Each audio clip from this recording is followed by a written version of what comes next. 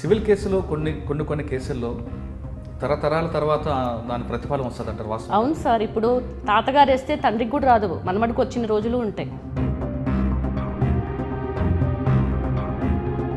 First తీసుకుంది 498A case sir.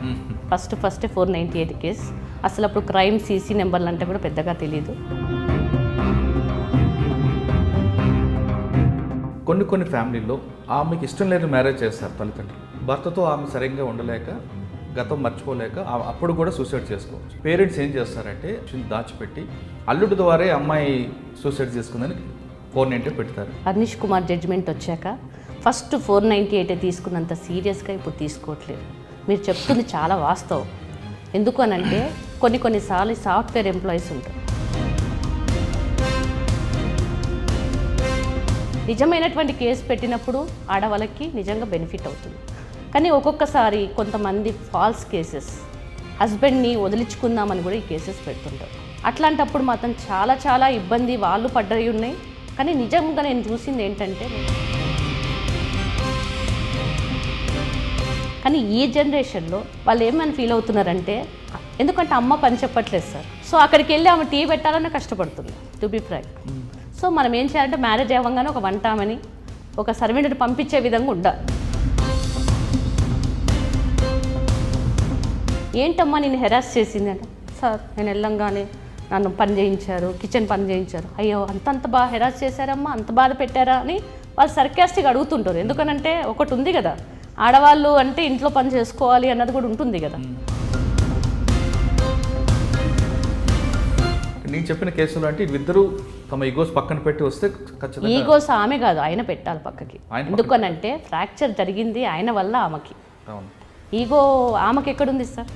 ఆయన తన్నింది, ఇంకోరైతే ego ఉంటే ఇంకోటి వేసేది, ఆయనకో ఫ్రాక్చర్ అయ్యేది కదా.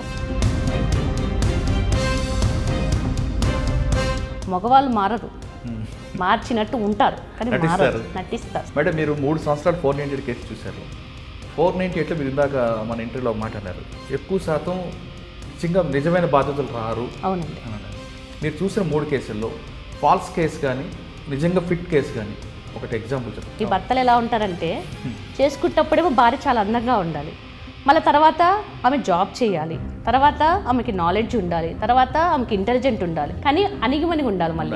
మళ్ళీ లాస్ట్కి కావాల్సిందేంటి? పబ్లిక్ ప్రాసిక్యూటర్ ఒక సబ్ డివిజన్ కాకపోయినా రిటైర్ అయిపోయిన పబ్లిక్ ప్రాసిక్యూటర్స్ కొంతమంది ఉంటారు, వాళ్ళ సేవలు తీసుకొని ఒక్కొక్క సబ్ డివిజన్ పెట్టి. ఇప్పుడు ప్రణయ్ కేసు ఒకటి మీరు చెప్పారు, మిర్యాలగూడలో ప్రణయ్ కేసు యాక్చువల్గా నేను చేయాల్సింది 1600 పేజీల ఛార్జ్ షీట్ సార్, 123 మంది విట్నెసెస్ అందులో ఉన్నది. 306లో కన్వెక్షన్ రావాలంటే ఏం చేయాలి? కొన్నిసార్లు డీడీలు ఉంటాయి sir, dyeing declaration. So dyeing declaration పర్ఫెక్ట్గా రికార్డ్ ఉంటే కొన్ని కేసులు వేసి మనం చేయొచ్చు. డాక్టర్స్ ఏదైనా చేస్తారు సార్, డీడీస్ అని కాదు. కొంతమంది డాక్టర్స్, నేను ఎందుకు చెప్తున్నానంటే, నేను మహబూబ్ నగర్లో ఉన్నప్పుడు ఒక 3 years అమ్మాయి మీద రేప్ జరిగింది. రేప్ జరిగినప్పుడు రేప్ డస్ నాట్ అక్కర్ అని చెప్పి రాసి ఆమె ఏం చేసిందంటే, నల్గొండ కేసుల్లో కన్వర్షన్ రావడానికి ఐ విట్నెస్ లేకపోయిన 302 మీకు ఆ సర్కమ్టెన్స్ అనేది ఎక్కువగా బిల్డప్ చేసుకొచ్చారు. ఐ విట్నెస్ లేకుండా సర్కమ్టెన్స్ అంటే పరిస్థితుల ప్రభావాన్ని ఏ విధంగా దాన్ని బిల్డప్ చేసుకొచ్చారు? రేపు కానీ హీనియస్ అఫెన్సెస్ ఏవైనా, రేపే కానివ్వండి, మర్డరే కానివ్వండి, అందరు చూస్తుండగా చేయరు. చిన్నాన్న కొడుకు, పెద్దనాన్న కొడుకు, వాళ్ళిద్దరి మధ్యన భూమి వివాదాలు ఉన్నాయి. సో 3 ఎకరాల 14 గుంటల భూమి కోసము వీళ్ళు కొందామనుకున్నారు, వాళ్ళు కొందామనుకుంటున్నారు. ఆమె ఇష్టపూర్వకంగా అగ్రిమెంట్ అవ్వదు. ఏం చేస్తాడంటే ఆ నేరస్తుడు సైదిరెడ్డి, చిరా సైదిరెడ్డి అని 50,000 ఇచ్చేసి, నేను ఆ మొత్తం భూమిని 13 ఎకరాలు తీసేసుకుంటా, 13 లక్షలు తీసేసుకుంటా, 50,000 తీసుకో అని చెప్తాడు.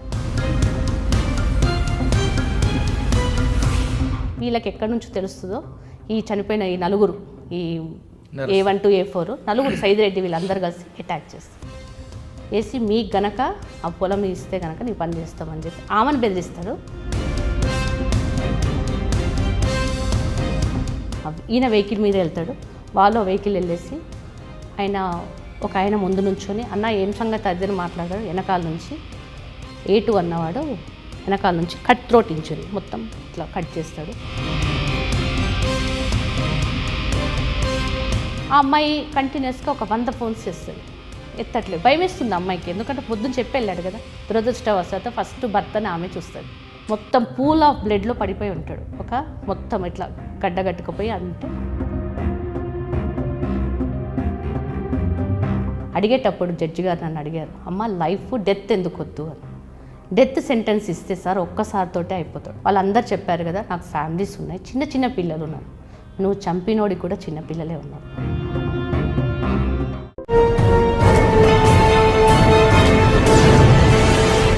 Welcome to crime diaries. Nalgonda జిల్లాలో నలుగురు వ్యక్తులు వ్యక్తిని అత్యంత దారుణంగా హత్య చేశారు. ఆ హత్యకి ప్రత్యక్ష సాక్షులు ఎవరు లేరు. అయితే మృతుడి భార్య ఆ నలుగురి మీద అనుమానం వ్యక్తం చేస్తూ పోలీసులకి కంప్లైంట్ ఇచ్చారు. ఇచ్చిన తర్వాత పోలీసుల దర్యాప్తులో ఆ నలుగురు రోల్ ఏ స్థాయిలో బిల్డప్ చేశారంటే, ఆ సర్కమ్టెన్స్ ఎవిడెన్స్ అనేది దాన్ని బిల్డప్ చేసుకుంటూ వచ్చారు. ఆ నలుగురిని అరెస్ట్ చేసి వాళ్ళకి ప్రాథమికంగా దొరికిన సాక్ష్యాలని, అక్కడ దొరికిన ఎవిడెన్స్ని ప్రత్యక్ష సాక్షులు మినహాయించి కోర్టులో ప్రొడ్యూస్ చేశారు. ఇక్కడ పబ్లిక్ ప్రాసిక్యూటర్ రోల్ బయటకు వచ్చారు.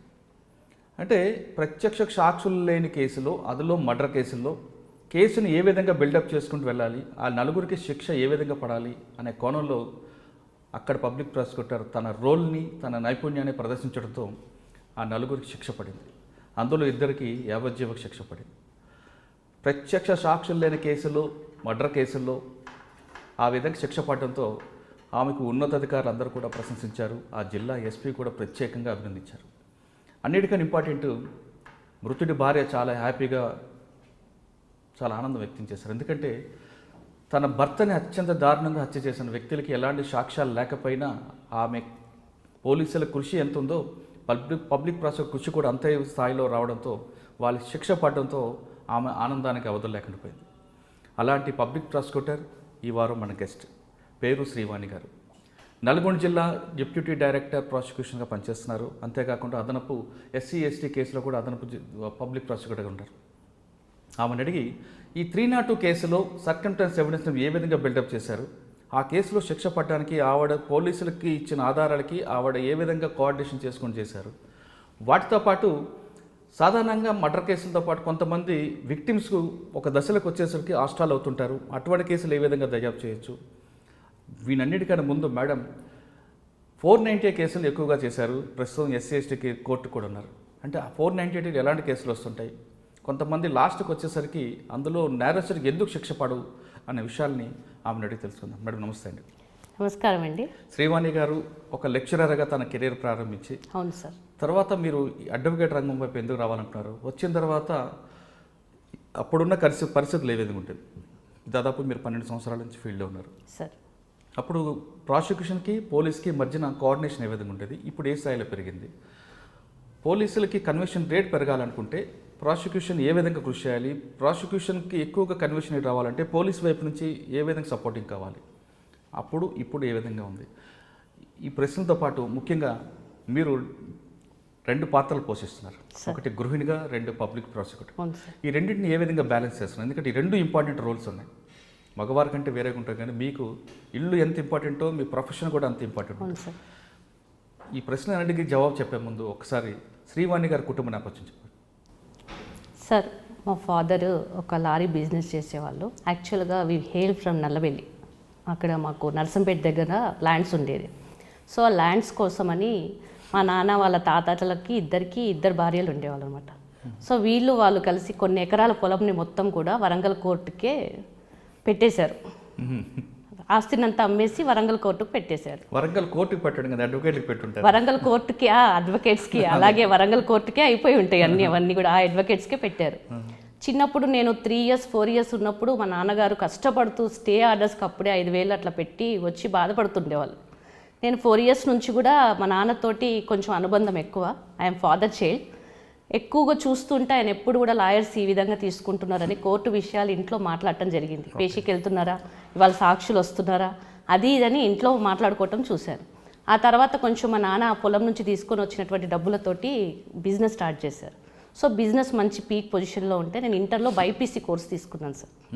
బైపీసీ కోర్స్ తీసుకొని డాక్టర్గా వెళ్దామని నేను చాలా విశ్వ ప్రయత్నం చేశాను. నేను అక్కడ విజ్ఞాన స్టూడెంట్ని. గుంటూరు విజ్ఞాన్ రత్తయ్య గారు స్టూడెంట్ నేను. 2 మార్క్స్ తోటే నాకు మెడిసిన్ మిస్ అయింది సార్. ఆ ర్యాంకులో రాకపోవటంతో, ఓసీలో ఉండటంతో మా నాన్నకి ఏదో ఒక కోట్ వేసుకోవాలని ఇష్టం అనమాట. డెంటల్కి వెళ్దామని అంటే కూడా పళ్ళు ఊడగొడతావా, డెంటల్కి వద్దు అన్నాక నాకు ప్రత్యామ్నాయంగా ఏమనిపించిందంటే లా అయితే ప్రొఫెషన్ బాగుంటుంది అంటే చిన్నప్పటి నుంచి కూడా కొంచెం ఎక్కువ మాట్లాడేదాన్ని నేను. సో ఆ ఫీల్డ్కి 5 years కోర్స్ లా సెట్ రాశాను, క్వాలిఫై అయ్యాను సార్. క్వాలిఫై అయ్యాక ఫస్ట్ పడాల రామరెడ్డి కాలేజ్కి అక్కడ వచ్చిందనమాట నాకు సీట్, అక్కడ హైదరాబాద్లో. యాక్చువల్గా అక్కడికి వస్తే నేను హైదరాబాద్లో కొత్త, మేము కొత్తగూడెంలో ఉంటున్నాము, హైదరాబాద్లో ఉండటం కష్టం. అదే వరంగల్ అయితే కొంచెం మాకు తెలిసిన వాళ్ళు ఉంటారని అక్కడ సుభాష్ చంద్రబోస్ లా కాలేజ్లో 5 years కోర్స్ స్టార్ట్ చేశాను సార్. 5 years కోర్స్ స్టార్ట్ చేసి నేను 5 years కూడా యూనివర్సిటీ ఫస్ట్ వచ్చాను సార్. ఎల్ఎల్బి 5 years కోర్సు 22-23 yearsలోనే నేను కంప్లీట్ చేశాను. ఇమీడియట్గా కంప్లీట్ చేశాక నేను ఒక పబ్లిక్ ప్రాసిక్యూటర్ దగ్గరికి వెళ్ళి జాయిన్ అయ్యాను. పబ్లిక్ ప్రాసిక్యూటర్ దగ్గరికి వెళ్ళి నేను జాయిన్ అయినప్పుడు ఆయన లా చెప్పకపోయేవాళ్ళు సార్ నాకు. వాళ్ళ వైఫ్ లా కోచింగ్లో జాయిన్ అవుతుంది, ఆమె క్లాసెస్ చెప్పమనేటోళ్ళు. సో నాకు అనిపించింది కోర్టుకు వెళ్ళి నాట్ రెడీ ఇవి తప్పితే నేను చేసేది ఏం లేదు అని నాకు అర్థమైపోయింది. సో నాకు అప్పుడు సబ్జెక్ట్ అంటే ఇంట్రెస్ట్, మ్యాజిస్ట్రేట్ అన్నా లేకపోతే పీపీస్ అన్నా అవ్వాలి అని దాంతో ఆదర్శ లా కాలేజ్లో వరంగల్లో ఉంటుందండి, ఆదర్శ లా కాలేజ్లో లా లెక్చరర్గా ఫస్ట్ 5 years కోర్స్కి, because I'm MA political science కూడా, పొలిటికల్ సైన్స్ చెప్పానండి. పొలిటికల్ సైన్స్ చెప్పినాక ఎకనామిక్స్ చెప్పాను, లీగల్ లాంగ్వేజెస్ చెప్పాను, ఆ తర్వాత కాంట్రాక్ట్ సబ్జెక్ట్స్ కూడా నేను చెప్పాను సార్.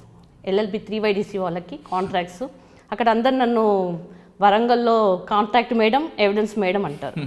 సో నాకు ఈ జాబ్ వచ్చేంత వరకు కూడా నేను అంటే 21st 2008 నేను అప్పాలో జాయిన్ అయ్యాను. 21st మార్నింగ్ కూడా నేను లా ఎవిడెన్స్ యాక్ట్ చెప్పే వచ్చాను.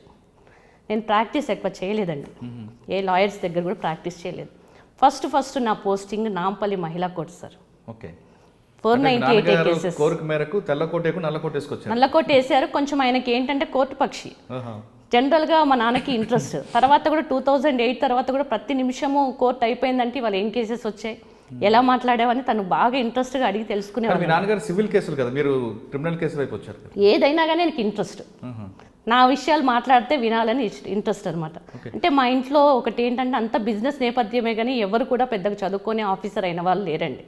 బిజినెస్లు ఉన్నాయి, అవి ఉన్నాయి, ప్రాపర్టీస్ ఉన్నాయి, కానీ ఒక లా ప్రొఫెషన్ అని కానీ లేకపోతే ఏది ఇట్లా బిజినెస్ ఉంది కానీ ఇవి రాలేదు సార్. అందుకని మీ నాన్నగారు కోర్టు పక్షాన్ని మీరు చెప్తున్నారు అంటే కోర్టులో అడ్వకేట్లు ఏ విధంగా బాధిస్తారు, అడ్వకేట్లు ఏ విధంగా ఫీజు తీసుకుంటారు, అవన్నీ నేను నేర్పటం కాదు. వాళ్ళు మాట్లాడుతుంటే చిన్నతనంలో ఏది మాట్లాడుకున్నా మన మనసుకు తగులుతుంది. 4 years అప్పుడు ఆయన స్టే ఆర్డర్ కోసం వచ్చి ఓ రోజు బాధపడుతున్నారు మా తాతగారితో. మా తాతగారు కొంచెం అమాయకంగా ఉండేది, నాన్న కొంచెం గట్టిగా ఉండేవాళ్ళు. వాళ్ళిద్దరు డిస్కస్ చేసుకున్నప్పుడు నేను చాలాసార్లు గమనించాను సార్. అంటే వీళ్ళకి కష్టంగా తీసుకున్నటువంటి పొలాలు అమ్ముకొని ఆ పైసలన్నీ లాయర్లకు పెడుతున్నారు అని. సో క్రిమినల్ లాయర్స్ ఎలా ఉంటారు, ఏ రోజుకి ఆ రోజు వాళ్ళు మంచిగానే తీసుకుంటారు కదా, వాళ్ళ ప్రొఫెషన్కి అది ఖచ్చితంగా తీసుకుంటారు. సో వీళ్ళకి ఇబ్బంది అయ్యేది, ఎందుకంటే పొలాలన్నీ దాంట్లో ఉన్నాయి కాబట్టి ఇబ్బంది పడేటోళ్ళు. అలా వెళ్ళి పెడుతున్నప్పుడు ఇంట్లో బాధపడటం నేను చూశాను. సివిల్ కేసులో కొన్ని కేసుల్లో తరతరాల తర్వాత దాని ప్రతిఫలం వస్తుంది అంటారు, వాస్తవం? అవును సార్. ఇప్పుడు తాతగారు వేస్తే తండ్రికి కూడా రాదు, మనమడికి వచ్చిన రోజులు ఉంటాయి. అయోధ్య రామయ్య గారు అని చెప్పి అక్కడ ఉండేవాళ్ళు వరంగల్లో, ఫేమస్ లీడింగ్ లాయర్. నేను కూడా చూశాను, మా అమ్మమ్మ వాళ్ళు తిరిగి, మా అమ్మమ్మ చనిపోయింది, మా నాయనమ్మ చనిపోయింది, వాళ్ళ కేసు అలాగే పోయింది. నేను 23 years అప్పుడు చూశాను ఆ పరిస్థితులు. తర్వాత ఇంకా ఎవరు దాన్ని పట్టించుకోకుండా అలా ఉంటాయన్నమాట సివిల్ వాద్యాలన్నీ కూడా. అందుకే సార్ లా ప్రొఫెషన్లో క్రిమినల్లో అనుకున్నంత ఇదిగా సివిల్లో రాదు తొందరగా. కానీ క్రిమినల్ లా కానీ సివిల్ లానే ఎక్కువగా. సివిల్ లా చాలా కష్టమైనది సార్, అర్థం చేసుకోవటము కష్టము, పెట్టడం కోర్టులో కూడా కష్టము, టైం పడుతుంది. క్రిమినల్లో ఏంటంటే స్టార్టింగ్ తొందరగా, ఎందుకనంటే శిక్ష అనేది దీనికి ఉంటుంది కాబట్టి నేరస్తుడు తప్పించుకుంటాడు. అక్కడ పోతే ఏమవుతుంది సార్, డబ్బులు పోతాయి. సివిల్ చెప్తున్నట్లుగా క్రిమినల్ లాలో ఒక 5 to 10% మాత్రమే విక్టిమ్స్ కానీ లేదంటే అక్యూజ్డ్ ఉంటారు, కానీ ఎక్కువ శాతం సివిల్ కేసుల్లోనే కోర్టుకు వచ్చే వాళ్ళు ఉంటారు సార్. అలా అనేది ఏం లేదు, సివిల్లో ల్యాండ్స్ అయితే కోర్టుకు వస్తాయి. మనకి ఇప్పుడు నేరాలు ఎలా పెరిగిపోతున్నాయండి, చిన్న చిన్న నేరాలు, చీటింగ్ నుంచి మొదలు పెడితే డాక్యుమెంట్స్ నుంచి ఫోర్జరీ కేసెస్ ఉంటాయి, చీటింగ్ ఉంటాయి, కొట్టుడు ఉంటాయి, దెబ్బటాలు, హర్ట్స్ ఉంటాయి, గ్రీవియస్ హర్ట్స్ ఉంటాయి, ఇట్లా 307 ఉంటాయి, వివిధ రకం. ఒకటే 302 కాదు కదా సార్, క్రిమినల్ కేసెస్ కూడా ఎన్నో ఉంటాయి. ఆడవాళ్ళని నేర్పించిన కేసులు ఉంటాయి, ఆడవాళ్ళని అబ్యూస్ చేసినట్టు ఉంటాయి, ఇవన్నీ ఉంటాయి, చాలా ఉంటాయి, ఒక్కటని మనం చెప్పలేము. ఓకే. మీరు ఫస్ట్ నాంపల్లి కోర్టుకు వచ్చిన తర్వాత? నేను 2008 May 5th నాంపల్లి కోర్టుకు వచ్చాను సార్. మీరు ఫస్ట్ తీసుకున్న ఫైల్ ఏంటంటే? ఫస్ట్ తీసుకుంది 498A case sir. First 498 case. అసలు అప్పుడు క్రైమ్ సీసీ నెంబర్లు అంటే కూడా పెద్దగా తెలియదు. అక్కడ మేము ఒక ప్రాసిక్యూటర్స్ మా సీనియర్స్ అప్పుడు మాకు ఒక గ్రీన్ పెన్ ఫస్ట్ గిఫ్ట్గా ఇచ్చారు. దీంతో మీరు రేపటి నుంచి సంతకం పెట్టాలని. ఎందుకనంటే ఆ గ్రీన్ పెన్ అంటే చాలా ఇష్టం సార్. టు బి ఫ్రాంక్ ఏంటంటే ఏ ఎగ్జామ్ రాయాలన్నా కానీ మనం వెళ్ళి గెస్టెడ్ ఆఫీసర్ దగ్గర నుంచిన రోజులే చాలా ఉంటాయి. సో అప్పుడు నేను అలా ఆలోచించింది ఏంటంటే ఈ పెన్ వచ్చింది కదా మనకి, ఎవరికి అవసరం ఉన్నా కానీ మనం ఇబ్బంది పెట్టకుండా సంతకాలు పెట్టాలని. ఈవెన్ మొన్న కూడా మా కోర్టులో ఇంటర్వ్యూస్ అయితే చాలామంది గెస్టెడ్ ఆఫీసర్స్ ఉన్న అందరు నా దగ్గరికి వచ్చారు. మనకి చూస్తే ప్రూఫ్స్ ఉంటే పెట్టేయచ్చు కదా. ఆ పెన్ యొక్క విలువ మాకు తెలుసు కాబట్టి చాలా హ్యాపీగా ఫీల్ అయ్యాను సార్. ఫస్ట్ ఓకే, మీరు గ్రీన్ పెన్ తీసుకొని ఫస్ట్ ఏ కేసు వాదించారు? 498 సార్. 498 అందులో స్ట్రెంగ్త్ ఏముందా? స్ట్రెంగ్త్ అన్నది మనము ఫస్ట్ స్టార్టింగే చెప్పలేము సార్. ఒక్కసారి ట్రైల్ తీసుకున్న కేసులో స్ట్రెంగ్త్ ఉందా? ఆ డిఫెన్స్ ఏ విధంగా మీకు? డిఫెన్స్ వాళ్ళు చాలా ఇబ్బంది పెడతారు సార్. ఎందుకు అనంటే 498 అంటే harassment by husband or relatives of husband of a women. అంటే భర్త తరపు వాళ్ళు గనక భార్యని హెరాస్ చేస్తే పెట్టే కేసు 498. సో ఐపీసీలో 498A ఎందుకు అన్నారంటే ఇది అమెండ్మెంట్ ద్వారా వచ్చినటువంటి చట్టం సార్. ఐపీసీలో దాదాపు 511 సెక్షన్లు అప్పుడు స్టార్ట్ అయినప్పుడు కోడ్ ఉన్నప్పుడు ఎంత ఉందో ఇప్పుడు కూడా అవే ఉంటాయి. మనకి ఏ అమెండ్మెంట్ వచ్చినా కానీ ఏ రూపంగా బి రూపంగా అలా వస్తుంటాయి అన్నమాట. సో 498Aలో ఎందుకు పెట్టారంటే 493, 494 నుంచి మ్యారేజెస్ సెక్షన్ అంటే regarding offences against marriage. So 498A కూడా enticing or taking away married women దాంట్లో ఉంది కాబట్టి, ఆ మ్యారీడ్ విమెన్ ఉంది కాబట్టి వెనకాల ఈ 498A చట్టంలో cruelty by husband or relatives of husband of a women. So మళ్ళా ఇక్కడ క్రుయాలిటీ అంటే మళ్ళీ again it is defined in IPC. Every cruelty is not cruelty as per 498A. ఖచ్చితంగా ఆ డెఫినేషన్, అందుకే చెప్తున్నాను ఆ డెఫినేషన్ మనం ఫిట్ కావాలి. అంటే అక్కడ ఏంటంటే హెరాస్మెంట్ ఎలా ఉండాలి అంటే వైఫ్ సూయిసైడ్ కమిట్ చేసే విధంగా ఉండాలి. సెకండ్ పార్ట్కి వచ్చేసరికి ఆమె తరపు వాళ్ళ గురించైనా ఎవరైనా డౌరీ డిమాండ్ ఉంటే అది. సో మనకున్నటువంటి కేసు, మనకున్నటువంటి సాక్ష్యము పీపీ గారు పరిశీలించాల్సింది ఏంటంటే ఎక్స్ప్లెనేషన్ 1కి ఫిట్ అవుతుందో ఎక్స్ప్లెనేషన్ 2కి ఫిట్ అవుతుందో చూసుకోవాలి. సో క్రుయాలిటీ మళ్ళీ అక్కడ ప్రతిదీ ఆడవాళ్ళ మనస్తత్వం బట్టి కూడా తేడా ఉంటుంది సార్. క్రుయాలిటీ ఒక అమ్మాయికి నువ్వు బాగాలేదు అని అంటేనే క్రుయాలిటీ అనిపిస్తుంది. నువ్వు బాగాలేవని హస్బెండ్ అనగానే ఆమెకు బాధ అనిపించవచ్చు, ఆమె వెళ్ళి కమిట్ చేసుకోవచ్చు కొన్నిసార్లు.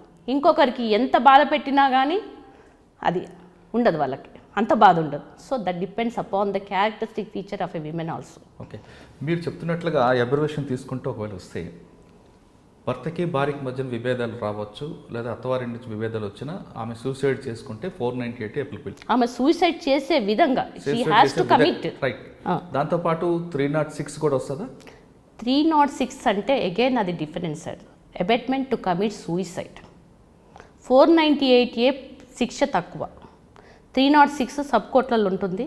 అందులో ఏంటంటే ఇన్స్టిగేషన్. సో దీన్ని మనం ఒక విధంగానే చేయొచ్చు. అంటే సూసైడ్ అయితేనేమో 306, సూసైడ్ అటెంప్ట్ చేసుకుంటే 498.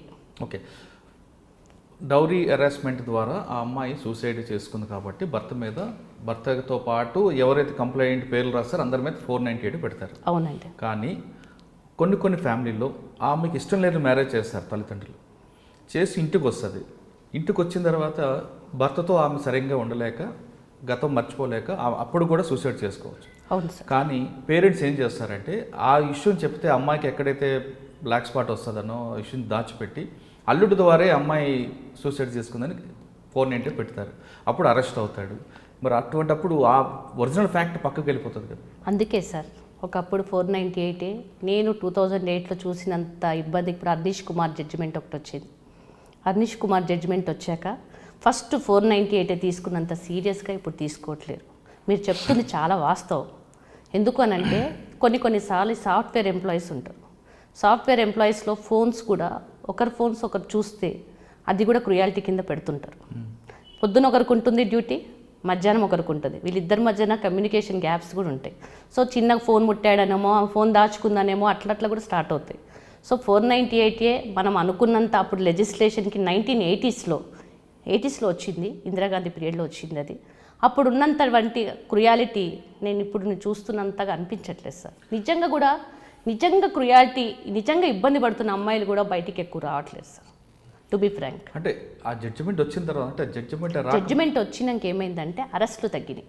కరెక్టే అండి. ఇక్కడ జడ్జిమెంట్ రాకముందు 498 పెడితే అదొక భయం ఉండేది, భార్యని తీసుకెళ్ళి కాపురం పెట్టుకోవడం, కాంప్రమైజ్ అవ్వడం చేసేవారు.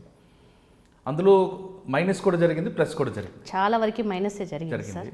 దాంతో మీరు చెప్తున్న జడ్జిమెంట్ వచ్చిన తర్వాత ఇప్పుడు నిజంగా భర్తలకి అరెస్ట్ చేయకూడదు, వాళ్ళకి ముందు నోటీస్ ఇవ్వాలి, 498లో అరెస్ట్ చేసాము నోటీస్ ఇవ్వాలి అనేది జడ్జిమెంట్ రావడంతో వాళ్ళు ఒక భయం అనేది పోయింది అనేది కొంతమంది మహిళల ఆరోపణ. సార్ అప్పుడు ఏమయ్యేదంటే ఒక్క లేడీని కాపాడటానికి వచ్చినటువంటి లెజిస్లేషన్ ఇది 498. కానీ నలుగురు లేడీస్ లోపలికి వెళ్ళే పరిస్థితి ఉంటుంది. ఎలా చెప్తున్నానంటే తోటి కోడళ్ళు ఉంటారు, సిస్టర్ ఇన్ లాస్ ఉంటారు, మదర్ ఇన్ లా ఉంటారు. సో ఇక్కడ ఆమె ఉపయోగించుకొని వీళ్ళందరి మీద పెడుతుంది. నేను చేసినప్పుడైతే red corner notice, lookout circulars ఉండేది సార్. డైరెక్ట్గా వాళ్ళు పాపం ఫ్లైట్ దిగంగానే, అంటే వీళ్ళు వెళ్ళిపోతారు కదా, వెళ్ళి వచ్చాక మర్ది పెళ్ళికో దేని పెళ్ళికో వాళ్ళు అక్కడ ఫ్లైట్ దిగంగానే ఆల్రెడీ ఇమిగ్రేషన్ అథారిటీస్కి మనము ముందు తెలియపరచడం మూలాన వాళ్ళు అక్కడికి వెళ్ళిపోయి అరెస్ట్ చేస్తారు. ఒకసారి ప్యానిక్ సిచ్యుయేషన్ సార్. నేను చూసాను, ఒక మేనేజర్ వాళ్ళ కూతురు పాపం ఆమె మ్యారేజ్కి అటెండ్ కాలేదు, మ్యారేజ్ అప్పుడు ఆమె నిజంగా ప్రెగ్నెంట్, రాలేదు, ఏమీ లేదు, ఫోన్స్లో సతాయించారని చెప్పి కంప్లైంట్ ఇచ్చారు. ఆ అమ్మాయి పాపం అక్కడ రాగానే, వాళ్ళ మర్ది పెళ్ళికి రాగానే అక్కడికి వెళ్ళి అమ్మాయిని అరెస్ట్ చేశారు. She is breast feeding girl. చిన్న పాపాయిని తీసుకొని వెళ్ళి వాళ్ళు అక్కడ వేసేసారు. 3 days ఆమె నరకం అనుభవించింది సార్. అప్పుడు ఒక జడ్జి గారు ఒక మంచి జడ్జిమెంట్ ఇచ్చారు. ఒక్క అమ్మాయిని కాపాడటం కొరకు నలుగురిని లోపలికి పంపిస్తున్నటువంటి లెజిస్లేషన్ ఇది. ఇలాగా చాలా వరకు కూడా భర్తకు కూడా ఇట్లాంటి క్రుయాలిటీ ఉంది అని చెప్పి చాలా వరకు వచ్చింది మగవాళ్ళలో కూడా. ఇది ఉండటం వలన ఏమవుతుందంటే నిజమైనటువంటి కేసు పెట్టినప్పుడు ఆడవాళ్ళకి నిజంగా బెనిఫిట్ అవుతుంది. కానీ ఒక్కొక్కసారి కొంతమంది ఫాల్స్ కేసెస్, హస్బెండ్ని వదిలించుకుందామని కూడా ఈ కేసెస్ పెడుతుంటారు. అట్లాంటప్పుడు మాత్రం చాలా చాలా ఇబ్బంది వాళ్ళు పడ్డవి ఉన్నాయి.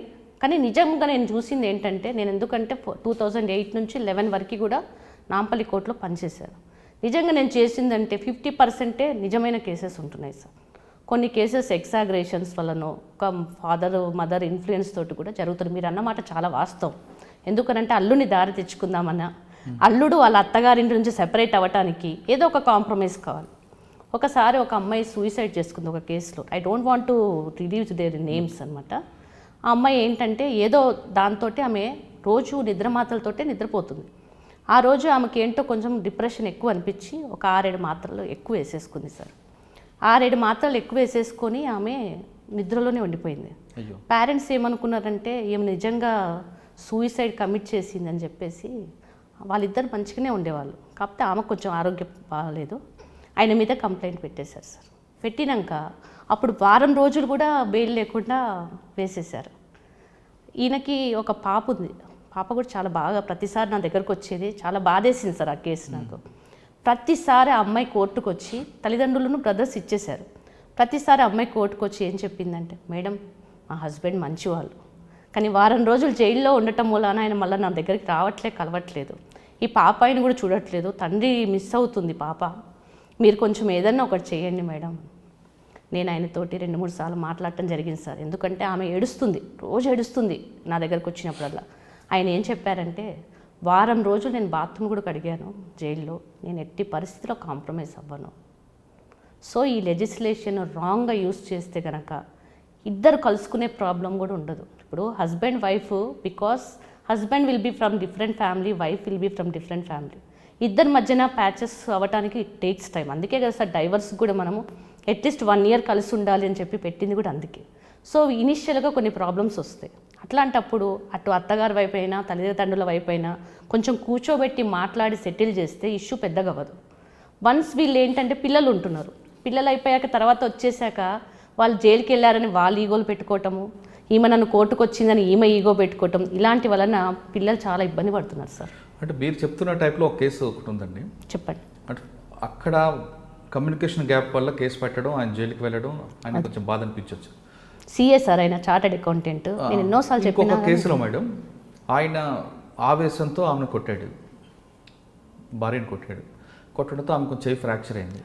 ఫ్రాక్చర్ అయితే వెంటనే అమ్మాయి పేరెంట్స్ వచ్చి అతని మీద కేసు పెట్టించారు. కేసు పెడితే ఆయనకి అదొక నామోషి వచ్చింది. పోలీస్ స్టేషన్లో పోలీసు వాళ్ళని పిలిపించారు, నా భార్యని నేను తిట్టుకుంటా కొట్టుకుంటా మీకు ఎందుకు, ఆయన పేరెంట్స్ సపోర్ట్ చేయలేదు.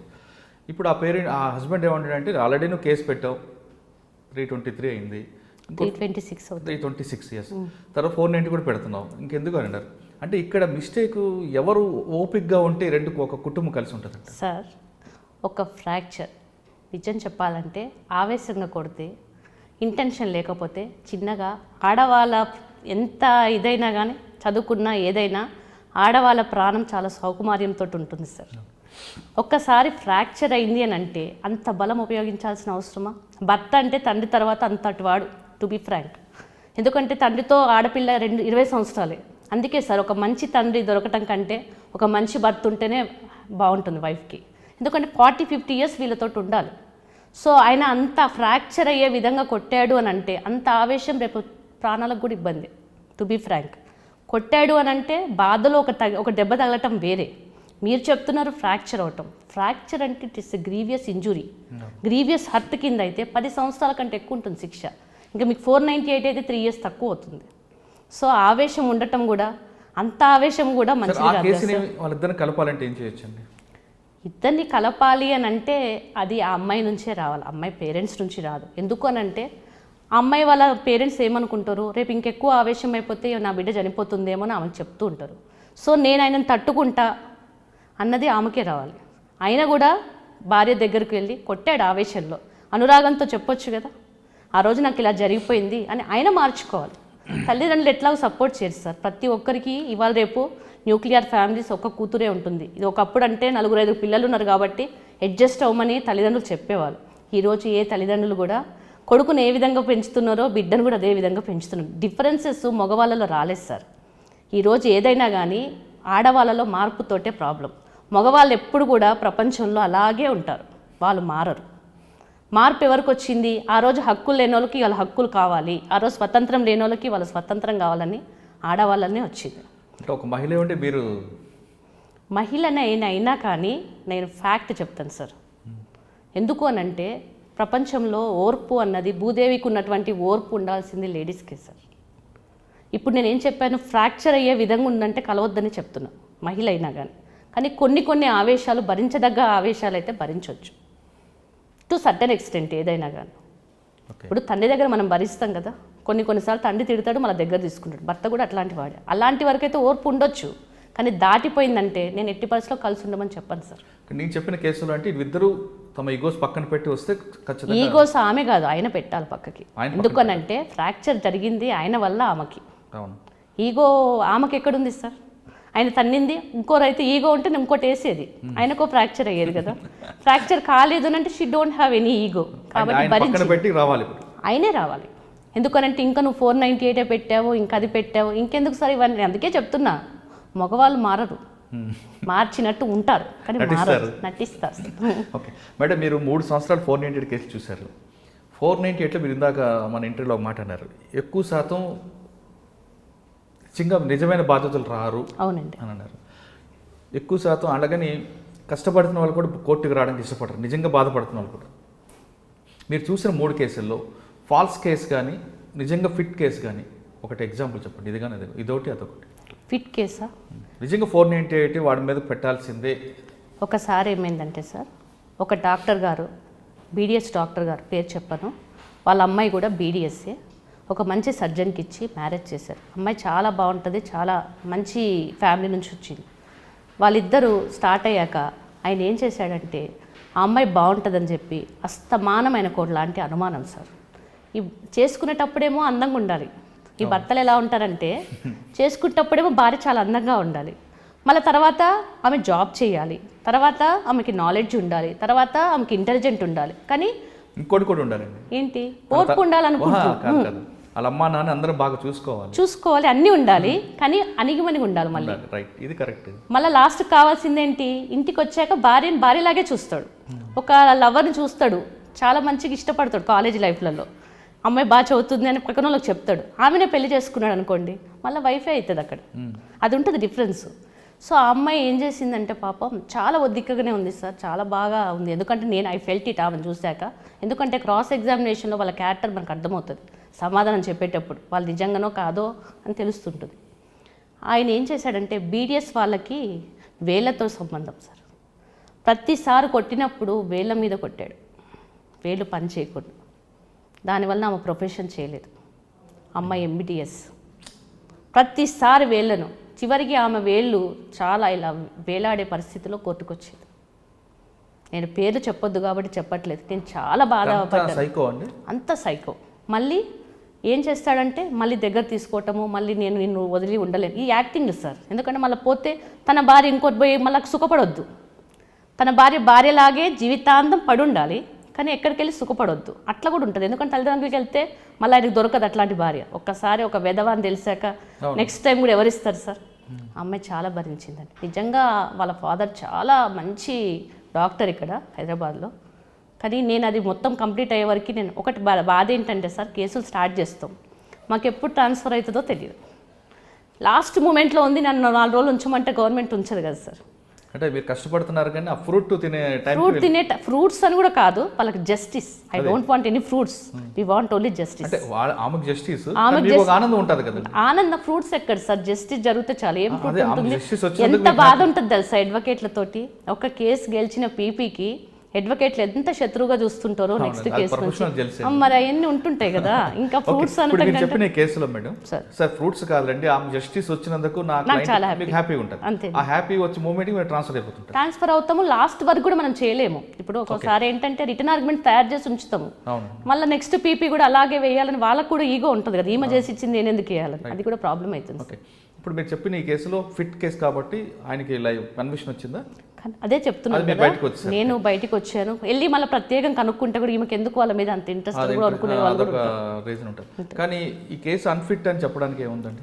అన్ఫిట్ చాలా ఉంటాయండి. ఒకటేమైనా ఎగ్జాంపుల్? ఒక్కటని కాదు, ఏంటంటే ఫోన్ చూశాడని ఒక రిమాండ్ సీడీలో, అంటే రిమాండ్ కేస్ డైరీలోనే రాస్తారు, my in laws and my husband made me to do entire kitchen hold work. ఇంట్లో పని చేయటానికి మొత్తము నన్నే యూజ్ చేశారు అని నేను అడిగేదాన్ని వాళ్ళ దగ్గరికి వస్తే. నాకు తెలీదు, సర్కాస్టిక్గా అనిపించేది నాకు. ఎందుకనంటే మీరు చెప్పారు, ఇవాళ నేను ఇప్పుడు మీ ఇక్కడ నుంచి వెళ్ళంగానే మళ్ళీ నేను మామూలుగా నార్మల్ డ్యూటీకి వెళ్ళిపోయి నా అన్నము నా కూర ఇంట్లో వాళ్ళకి వచ్చే వాళ్ళకైనా వీళ్ళకైనా వెంటనే గృహిణిగా నేను చేసేస్తాను. నాకు అది రెస్పాన్సిబిలిటీ అనుకుంటా కానీ భారం అనుకోను. కానీ ఈ జనరేషన్లో వాళ్ళు ఏమని ఫీల్ అవుతున్నారంటే, ఎందుకంటే అమ్మ పని చెప్పట్లేదు సార్. ఒక ప్రాబ్లం ఏంటంటే పేరెంట్స్ దగ్గర ఒకతే కూతురు అవటం వల్లనో, న్యూక్లియర్ ఫ్యామిలీస్ నుంచి ఒక పాప ఒక బాబు ఉండటం వలన ఫస్ట్ నుంచి పిల్లవాడికి ఎట్లా చెప్పదో ఆ అమ్మాయికి కూడా చెప్పట్లేదు. సో అక్కడికి వెళ్ళి ఆమె టీ పెట్టాలన్నా కష్టపడుతుంది, టు బీ ఫ్రాంక్. సో మనం ఏం చేయాలంటే మ్యారేజ్ అవ్వగానే ఒక వంటామని ఒక సర్వెంట్ని పంపించే విధంగా ఉండాలి. అది పరిస్థితి ఉంది. ఎందుకనంటే పిల్లవాళ్ళు అట్లా ఫీల్ అవుతున్నారు. ఇప్పుడు నేను ఇట్లా మాట్లాడిన ఇంటర్వ్యూలో చాలా మందికి నచ్చకపోవచ్చు, but I had seen the fact. అంటే కూతుర్ని కోడలుగా మార్చిన తర్వాత పర్మిషన్ కూడా పంపాలి. మరి అలాంటి పరిస్థితి కొంచెం కూడా చేసుకోలేకపోతే కష్టం కదా సార్. ఇప్పుడు మన ఇల్లు కదా. ఏం చేసింది అమ్మాయి కంప్లైంట్ ఏంటి? అలాంటివి వస్తుంటాయి, అడుగుతుంటారు. దానివల్ల ఏమవుతుందంటే క్రుయల్టీ చేశారు నన్నని మామూలుగా రాస్తారు. క్రాస్ ఎగ్జామినేషన్లో డిఫెన్స్ అడ్వకేట్ గారు క్వశ్చన్ చేసినప్పుడు, అమ్మ ఏంటమ్మా నేను హెరాస్ చేసింది అంటే, సార్ నేను వెళ్ళంగానే నన్ను పని చేయించారు, కిచెన్ పని చేయించారు. అయ్యో అంతంత బాగా హెరాస్ చేశారమ్మా, అంత బాధ పెట్టారా అని వాళ్ళు సర్కాస్టిక్గా అడుగుతుంటారు. ఎందుకనంటే ఒకటి ఉంది కదా, ఆడవాళ్ళు అంటే ఇంట్లో పని చేసుకోవాలి అన్నది కూడా ఉంటుంది కదా. సో దానికి వాళ్ళు అడిగిన విధానం కూడా వీళ్ళకి అర్థం చేసుకోరు, సర్కాస్టిక్గా అడుగుతున్నారా. మా వైపు చూడమంటే కూడా వాళ్ళు చూడుస్తారు ఆ టైంలో. బాధ అంతా ఏంటంటే పీపీకి కంప్లైంట్ మనం చూడరు ఆ టైంలో, వాళ్ళ దాంట్లోనే వాళ్ళు ఉంటారు. సో మనం చూస్తేనైనా అలా చెప్పకూడదని మనం కళ్ళతోటనే హెచ్చరించగలుగుతాం. డిఫెన్స్ అడ్వకేట్ కూడా ఎప్పుడు పీపీకి మధ్యలో విక్టిమ్కి క్రాస్ ఎగ్జామినేషన్ అయ్యేటప్పుడు విక్టిమ్కి ఉన్న పీపీకి మధ్యలో డిఫెన్స్ ఉంటారండి. ఒకటి చాలా మంది సిగ్నల్స్ కళ్ళతోటి అలా ఇలా చెప్తూ ఉంటాం కదా, అలాంటి సిగ్నల్ రాకుండా కూడా ఉంటుంది. మా దాంట్లో చూస్తున్నాను సార్, వైఫ్ అండ్ హస్బెండ్స్ ఉంటారు కదా అడ్వకేట్స్. డిఫెన్స్ ఏ విధంగా తీసుకొచ్చారు? అయ్యో అన్నారా? అయ్యో అలా చేశారమ్మా, టీ పెట్టావా, అయ్యో ఎంత కష్టపెట్టారు తల్లి, ఓహో ఆ రోజు పన్నామ రాకపోతే నువ్వు పని చేసావా, అబ్బో చాలా కష్టమైంది నీకు అని. మరి మీ అత్తగారు చేస్తుంటే ఆమెకు అలవాటే కదండి, ఆమె కూడా చేసింది అని చెప్తుంది. అప్పుడు అది క్రుయాలిటీ కాదు కదా. అందులో క్రుయాలిటీ అని అంటే ముందు మనకు మెన్షన్ చేసిన క్రుయాలిటీ అయితేనే క్రుయాలిటీ కేసు పోతుంది, ఎక్విటల్స్ అయ్యేటనే ఛాన్స్. ఇప్పుడు ఇంకొక ఇష్యూ అండి, డిఫెన్స్ అడ్వకేట్స్ కొంతమంది ఎవరైతే బోన్లో ఉన్నారో ఆమెకి కొంత మాయ చేయడం, అంటే నువ్వు అందంగా ఉన్నావని ఇలా చేస్తున్న వాస్తవం అంటారా? సార్ కొంతమంది అడ్వకేట్స్ ఈ క్రాస్ ఎగ్జామినేషన్ ఎవిడెన్స్ యాక్ట్లో పాల్ బ్రౌన్స్ రూల్స్ అని ఉంటుంది సార్. ఒకటేమో పాజిటివ్ అప్రోచ్, ఒకటేమో నెగిటివ్ అప్రోచ్. ఒకటి పాజిటివ్ అప్రోచ్ ఏంటంటే అడుగుతూ ఆన్సర్ ఆమె చేతే చెప్పిస్తారు. ఎలా స్టార్ట్ చేస్తారంటే, చూడమ్మా నువ్వు చాలా బాగున్నావు, వెనకాల వాళ్ళ క్లయింట్ని లో చేస్తారు. ఆయన బాగాలేడు కదమ్మా అంటే, అవునండి బాగాలేడు అంటది. తర్వాత నువ్వు చాలా బాగుంది, నీది ఎడ్యుకేషన్ కూడా చూశాను సూపర్ ఉంది అని. అవును సార్. ఇంకా మమ్మల్ని చూడరండి వాళ్ళు. ప్రాబ్లం ఏమవుతుందంటే ఇక మమ్మల్ని వెళ్ళిపోతుంటారు. నువ్వు బాగున్నావు, you came from a good family అంటే, అవును సార్ మాది మంచి ఫ్యామిలీ. సో ఇట్లాంటి వాళ్ళప్పుడు అంత యూజ్లెస్గా ఎందుకు చేసుకోవాల్సి వచ్చింది, నీకు ఇష్టం లేదు కదా. ఇంకా కొంతమంది ఎలా అడుగుతుంటారంటే, నీకు బాయ్ ఫ్రెండ్స్ కాలేజ్ లైఫ్లో చాలామంది ప్రపోజ్ చేసిన వాళ్ళు ఉంటారు కదా, పలానా రవి అంటే నీకు, పలానా రాము అంటే, అట్లా కూడా అడుగుతుంటారు. పాపం వాళ్ళకి ఏం తెలుసు, ఫ్రెండ్షిప్లో ఎంతోమంది కాలేజ్లో చదువుకున్నప్పుడు రవి వాళ్ళు ఉండేవాళ్ళు, రాము వాళ్ళు ఎవరో ఇద్దరు ముగ్గురు తెలుసుకుంటారు. సో అలా లాస్ట్కి వచ్చేసరికి, చూడమ్మా నీకు నిజంగా అమ్మ వాళ్ళు నీకు ఇష్టంగానే పెళ్లి చేశారు, నీకు ఇష్టం లేదు కాబట్టి కొంచెం ఆయన ఏది చేసినా నీకు కొంచెం కష్టం అనిపించింది అంటే, అయ్యుండొచ్చండి అంటారు, పోతుంది. ఇది ఏంటంటే పాజిటివ్ అప్రోచ్. నెగిటివ్ అప్రోచ్కి వచ్చేసరికి సార్, నెగిటివ్గా ఎలా ఉంటారంటే, ఒక ముస్లిం ఆమె ఉంటుంది, బికాస్ షీఈస్ ఏ పర్దా రాసిన లేడీ, భయపడుతుంది. ఈ అడ్వకేట్కి ఏంటంటే ప్రాబ్లము, ఒక 5 to 6 మెంబర్స్ జూనియర్స్ ఉంటారు, చుట్టూ మోగేస్తారు, వాళ్ళు మమ్మల్ని చూడలేని పరిస్థితి ఉంటుంది. అలాంటప్పుడు స్పీడ్గా క్వశ్చన్స్ అడుగుతున్నప్పుడు భయపడుతుంటారు వాళ్ళు. నేను నుంచున్నా కానీ చీఫ్ ఎగ్జామినేషన్లో మీరు ఇప్పుడు క్రాస్ ఎగ్జామినేషన్ అలా నెగిటివ్ అప్రోచ్ కూడా భయపెట్టో లేకపోతే కొంచెం గట్టిగా మాట్లాడో. ఆడవాళ్ళు జనరల్గా మాడెస్టీ అని మీకు చెప్పాయి కదా, జనరల్గా ఆడవాళ్ళకి ముడుచుకునే తత్వం ఉంటుంది. ఎవరైనా వచ్చి ర్యాష్గా అడుగుతుంటే లోపల ముడుచుకొని కూడా ఆన్సర్ ఇవ్వలేరు. సో అలాంటివి కూడా జరుగుతుంటాయి. So that depends upon the intelligence of a defence lawyer. So positive approach ఉంటుంది, నెగిటివ్ ఉంటుంది సార్. ఓకే మేడం, 3 సంవత్సరాల తర్వాత నెక్స్ట్ ఎట్లా వచ్చారు? 2008 నుంచి 11 వరకు అక్కడ చేశాక పోలీస్ ట్రైనింగ్ కాలేజ్లో నేను చీఫ్ లా ఇన్స్ట్రక్టర్కి వెళ్ళాను సార్. ఎందుకు అని అంటే, నాకు ఫస్ట్ నుంచి లా ప్రొఫెషన్ ఎందుకు సిటీలో ఉండాలి, ఎక్కువ రోజులు అక్కడ ఉండలేం కదా, కాబట్టి ఇది కొంచెం లూప్ లైన్లోకి వెళ్ళిపోయినా కానీ సిటీలో ఉండాలన్న దాంతో పీటీసీలో వెళ్ళాను సార్. పోలీస్ ట్రైనింగ్ కాలేజ్లో 2 years నేను అంబర్పేట్ సార్. అంబర్పేట్లో చాలా సెమినార్స్, ప్లీ బార్గెనింగ్ మీద, మొత్తం ఎస్ఐ వాళ్ళకి రిఫ్రెషర్ కోర్సెస్, కానిస్టేబుల్స్కి వీళ్ళకందరికీ బాగా క్లాసెస్ చెప్పాను. నేను మొత్తం ఈ సిలబస్ సెట్ చేశాను సార్. ఈ కానిస్టేబుల్స్కి ఎస్ఐలకి అసలు వాళ్ళకి కావాల్సినటువంటి, ఎందుకు అని అంటే ఎక్స్పీరియన్స్గా నేను 3 సంవత్సరాలు దాంట్లో, అప్పుడు అబ్రహం లింకన్ గారు ఉండేవాళ్ళు, అన్ని తను ఉండేవాళ్ళు ఐజీ అప్పుడు. ఆయన నాకు మొత్తం ఫ్రీ హ్యాండ్ ఇచ్చారు, చాలా బాగా చూశారు సార్. టు బి ఫ్రాంక్, ఒక ఫాదర్ ఒక డాటర్ని ఎలా చూస్తారో నన్ను అలా చూసి ప్రతి సిలబస్ అంటే పని చేయించుకునేవాళ్ళు. ఇప్పుడు ఒకటి ఏంటంటే సార్, ఎంప్లాయర్కి ఏముండాలి అని అంటే పని చేయించుకునే నేర్పత్వం కూడా ఉండాలి. భయపట్టించుడో ఇది చేస్తే మనం పని చేయలేం. వాళ్ళు కొంచెం ఫ్రీ హ్యాండ్ ఇస్తే నేను చాలా బాగా పనిచేశాను. ఇప్పుడు కూడా మా డిఓపి మేడం ఉంటారు, చాలా బాగా మమ్మల్ని పడుకోనివ్వరు. మేడం చాలా ఇంటెలిజెంట్, పని ఎట్లా తీసుకోవాలో ఎవరి నుంచి తీసుకోవాలో మేడంకి తెలుసు. సో మాకు చెప్పే విధానం మాత్రం చాలా స్మూత్గా చెప్తారు సార్. దానివల్ల మాకు కూడా ఏమవుతుందంటే పని చేయాలని ఇంట్రెస్ట్ ఉంటుంది కానీ ఇబ్బంది పడకుండా పనిచేస్తాం. సో ఆయన కాదు నాకు సిలబస్ సెట్ చేసేటానికి దానికి నేను పీటీసీలో దాదాపు 7 అప్రిసియేషన్ అవార్డ్స్ కూడా నాకు ఇచ్చారు సార్. నేను చాలా బాగా హెల్ప్ఫుల్ అయింది నాకు అది. నెక్స్ట్ ఎక్కడికి వచ్చారు? అక్కడ నుంచి నేను నకరికేళ్ళు, ఎందుకు అని అంటే విద్యాసాగర్ రావు గారు అని మా డైరెక్టర్ గారు ఉండేది. చూడమ్మా శ్రీవాణి, 5 years నువ్వు సిటీలో చేసావు, అప్పుడు నీకు ప్రమోషన్ డ్యూ ఉంది, కొంచెం దూరం నుంచి వెళ్ళేసి వస్తే, ఎందుకంటే బికాస్ ఐఎమ్ డయాబెటిక్ పేషెంట్, చిన్నప్పుడే నాకు వచ్చటం వలన నేను ట్రావెల్ చేయలేను కాబట్టి కొంచెం దూరం వెళ్ళేసి వస్తే మళ్ళీ నీకు హైదరాబాద్లో ఛాన్సెస్ ఉంటాయని ఒక చిన్న చెప్పారు. నకరికేళ్ళకి వెళ్ళి 3 months చేశాను సార్. 3 months చేయగానే నాకు మళ్ళీ సీనియర్ ఏపీపీగా మళ్ళీ నాంపల్లిలోనే వచ్చాను నేను. నాంపల్లి అప్పుడు ఫస్ట్ ఏసీఎంఎంలో చేశాను. సైఫాబాద్ సార్, మొత్తం కూడా 420 కేసెస్ ఉంటాయి. ఈ మినిస్టర్స్ వీళ్ళు వాళ్ళకి అన్ని కేసులు ఉండేవి, ట్రావెల్స్ కేసులు, చీటింగ్ కేసులు అన్నీ ఉంటాయి. 420 కేసులు ఏ విధంగా వస్తుంటాయి? 420 కేసెస్లో పోలీస్ వాళ్ళు ఏం చేస్తుంటారంటే సార్, వాళ్ళు ఛార్జ్ షీట్ వేసేటప్పుడు డాక్యుమెంట్స్ అన్నీ వెయ్యరు. డాక్యుమెంట్స్ కలెక్ట్ చేయాలనేది కూడా లేదు. ఒకటి ఏంటంటే సార్, పోలీస్ వాళ్ళకి ప్రెషర్స్ కూడా ఎక్కువ అవుతుంటాయి. ఇప్పుడు మా కేసు పెట్టకపోతే ఊరుకోమనేసరికి ప్రతి దాంట్లో వాళ్ళకి ఇప్పుడు బందోబస్తు డ్యూటీలు ఉంటాయి, వేరే డ్యూటీస్ కూడా ఉంటాయి. కాబట్టి మీరు చెప్పిన సైఫాబాద్ అంటే నిత్యం బందోబస్తు ఉంటుంది, చాలా ఉంటుంది. చీఫ్ మినిస్టర్ ఆఫీస్లో వాళ్ళకి ఇబ్బంది ఉంటుంది అనమాట. సో 420 కేసెస్లో డాక్యుమెంట్స్, అప్పుడు భారత సంచార్ నిగంలో కూడా పెద్దగా పడ్డాయి, ఫ్రాడ్స్ అన్నీ జరిగినాయి. ఆ కేసెస్ కూడా నేను చేశాను సార్. అవి ఏంటంటే బిఎస్ఎన్ఎల్ చీట్ చేసి వాళ్ళు మొత్తం ఇవి చేసి మొత్తం అవి అమ్మేశారు. సో ఆ టైంలో ఏమైందంటే డాక్యుమెంటేషన్ లోపం వచ్చింది. తర్వాత ఒకటి ఏంటంటే సార్, వాళ్ళు ఛార్జ్ షీట్ వేసేసాక మొత్తం ఏ డాక్యుమెంట్స్ ఉంటే అవే మార్క్ అవుతాయి కోర్టు. మేమేం చేయాల్సి ఉంటుందంటే మళ్ళీ కొత్తగా డాక్యుమెంట్స్ తీసుకొస్తే దానికి ఒక 242 క్లాస్ 3 పిటిషన్. ఆ క్లాస్ 3 ఏం చెప్తుందంటే ప్రాసిక్యూషన్ ఎవిడెన్స్లో magistrate may take any such evidence అంటాడు. అంటే ఛార్జ్ షీట్ కాకుండా తర్వాత అది తీసుకోవచ్చు అని ఒక చిన్న దాంతో మేము మళ్ళా డాక్యుమెంట్స్ వేసి ఆ పిటిషన్ ద్వారా కోర్టులో వేస్తుంటాం డాక్యుమెంటేషన్. సో అట్లా 420. అదే కాకుండా నిజాం క్లబ్ కేసు కూడా చేశాం సార్. వాళ్ళు ఏం చేశారనంటే అందులో మెంబర్షిప్ కోసము, మెంబర్షిప్ ఎలా వస్తుంటుందంటే అందులో వాళ్ళు చనిపోయాక వాళ్ళ డాటర్స్కి వాళ్ళకి అవుతుంటుంది. వీళ్ళు ఏం చేశారంటే వేరే వాళ్ళు చనిపోతే వాళ్ళ డాటర్స్ మనీ తెచ్చుకొని బర్త్ సర్టిఫికెట్లు అవి ఇవి తెచ్చుకొని పేర్లు మార్చుకొని ఫోర్జరీ చేసి చీట్ చేసి అలా వేస్తే చాలా సార్ దాంట్లో దాదాపు 120 ఎగ్జిబిట్స్ మార్క్ అయినాయి, మెటీరియల్ ఆబ్జెక్ట్స్. చాలా అంటే ఒకటి ఆ కేసుకి 5 పీపీలు మారారు. నేను లాస్ట్ రిటర్న్ ఆర్గ్యుమెంట్స్ వేసిన పీపీ నేను, కన్విక్షన్ వచ్చింది ఇంకో పీపీకి. That's what. ఎందుకనంటే ఆ రిటర్న్ ఆర్గ్యుమెంట్స్ తయారు చేయడం కొరకు, ఎందుకంటే లెక్చరర్గా నేను కొన్ని నోట్స్ కూడా తయారు చేశాను సార్. ఇప్పుడు మాకు లా స్టూడెంట్స్కి సుజాత లా సిరీస్ అని ఉంటాయి. సుజాత లా సిరీస్ ఏంటంటే ఇచ్చిందే ఇచ్చి రిపీట్ అవుతుంటుంది. సో లా స్టూడెంట్స్ ఎప్పుడు కూడా లాస్ట్ 2 రోజులే చదువుకోవడానికి వాళ్ళకి ఈజీగా ఉంటుంది. కొంతమంది కుష్పూల్లో వెళ్తూ కాకతీయలో వెళ్తూ కూడా చదివి ఎగ్జామ్ రాస్తుంటారు.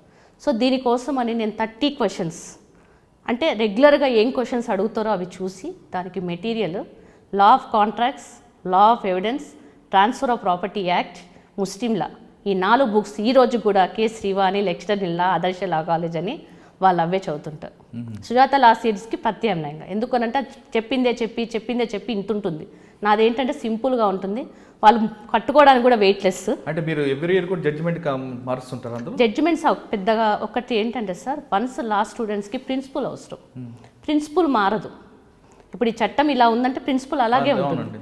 అమెండ్మెంట్ మారుతుంటుంది, సైటేషన్స్ మారుతుంది. మనం ప్రిన్సిపల్ గుర్తుపెట్టుకుంటే చాలు సార్. ఎందుకంటే ఇవాళ సింగిల్ బెంచ్ ఇచ్చినాక ఫుల్ బెంచ్ మారొచ్చు, ఏదైనా మారొచ్చు సైటేషన్, కానీ ప్రిన్సిపల్ మాత్రం చాలా ఇంపార్టెంట్. ఇప్పుడు మీరు నాంపల్లి కోర్టులో 420 కేసుల్లో ఎన్ని కన్విక్షన్ వచ్చుంటాయి? 3-4 కన్విక్షన్స్ వచ్చింది సార్. 3-4 అంటే కన్విక్షన్ రేటు చాలా కష్టం సార్. ఎందుకంటే డాక్యుమెంటేషన్ అంతా చేయాలి, ఎగ్జిబిట్స్ మార్క్ అవ్వాలి, లాస్ట్ వరకు కూడా విట్నెసెస్ హాస్టైల్ అనేది ఒకటి ఉంటుంది సార్. ఆ రోజు పోలీస్ వాళ్ళకి చెప్పినప్పుడేమో కేసు జరిగింది నేను ఉన్నాను అని చెప్తారు, కానీ డాక్యుమెంట్లో ఒకటి నేను కాదు అనటానికి లేదు. బికాస్ మెన్ మే లై, డాక్యుమెంట్ విల్ నాట్ లై. అంటే అక్విటల్ అయిపోవడానికి కారణం ఏమంటారు? ఎక్విటల్ అవ్వటానికి కారణము ఒకటి, ఫస్ట్ సాక్షులు వాళ్ళకి అంత అవేర్నెస్ ఉంటుంది. ఒకటి ఏంటంటే సార్, ఇప్పుడు మనం కోర్టులో సాక్షులు మార్నింగ్ 10:30 లోపు మనకు ప్రొడ్యూస్ చేయాలి. పీపీస్ హైదరాబాద్ బంద్ ఈ స్పీడ్ దాంట్లో మనం 10:20కి రీచ్ అవ్వలేము సార్. మార్నింగ్ 10కి వెళ్తేనే ఒక అరగంట మనకు టైం ఉంటుంది. ఆ అరగంట లోపు కనుక సాక్షి మన దగ్గరకు వస్తే, ఎందుకనంటే సాక్షి వాళ్ళు కంప్లైంట్ పెడతారు, వెళ్ళిపోతారు. వాళ్ళు పోలీస్ వాళ్ళు చేసినటువంటి రికార్డింగ్ 161 స్టేట్మెంట్స్ అని ఉంటే, ఆ 161 స్టేట్మెంట్స్లో వాళ్ళు ఏం చెప్పారో, ఎందుకు అనంటే 2015లో కేసు జరుగుతుంది, 2020 ట్రయల్కి వస్తుంది. సో 20 ట్రయల్కి వచ్చినప్పుడు వాళ్ళ ఒక్కొక్కసారి మీకు ఒక విషయం 498లో నా పెళ్ళి ఎప్పుడైంది మేడం అని అడిగిన వాళ్ళు కూడా ఉన్నారు సార్. సో నా పెళ్ళి కాకుండా వాళ్ళ పెళ్ళి కూడా నేను గుర్తుపెట్టుకోవాలి, అది జరుగుతుంటుంది. సో అలాంటి ఇక్కడ కూడా 161 స్టేట్మెంట్స్లో ప్రతిదీ వాళ్ళకి చెప్పాలి సార్. పోలీస్ వాళ్ళు రికార్డ్ చేసినటువంటి స్టేట్మెంటు ప్రతిదీ వాళ్ళకి చెప్పాలి, ప్రతిదీ వాళ్ళు చెప్పాలి, వాళ్ళకి బ్రీఫ్ చేయాలి, వాళ్ళకి అర్థం చెప్పాలి.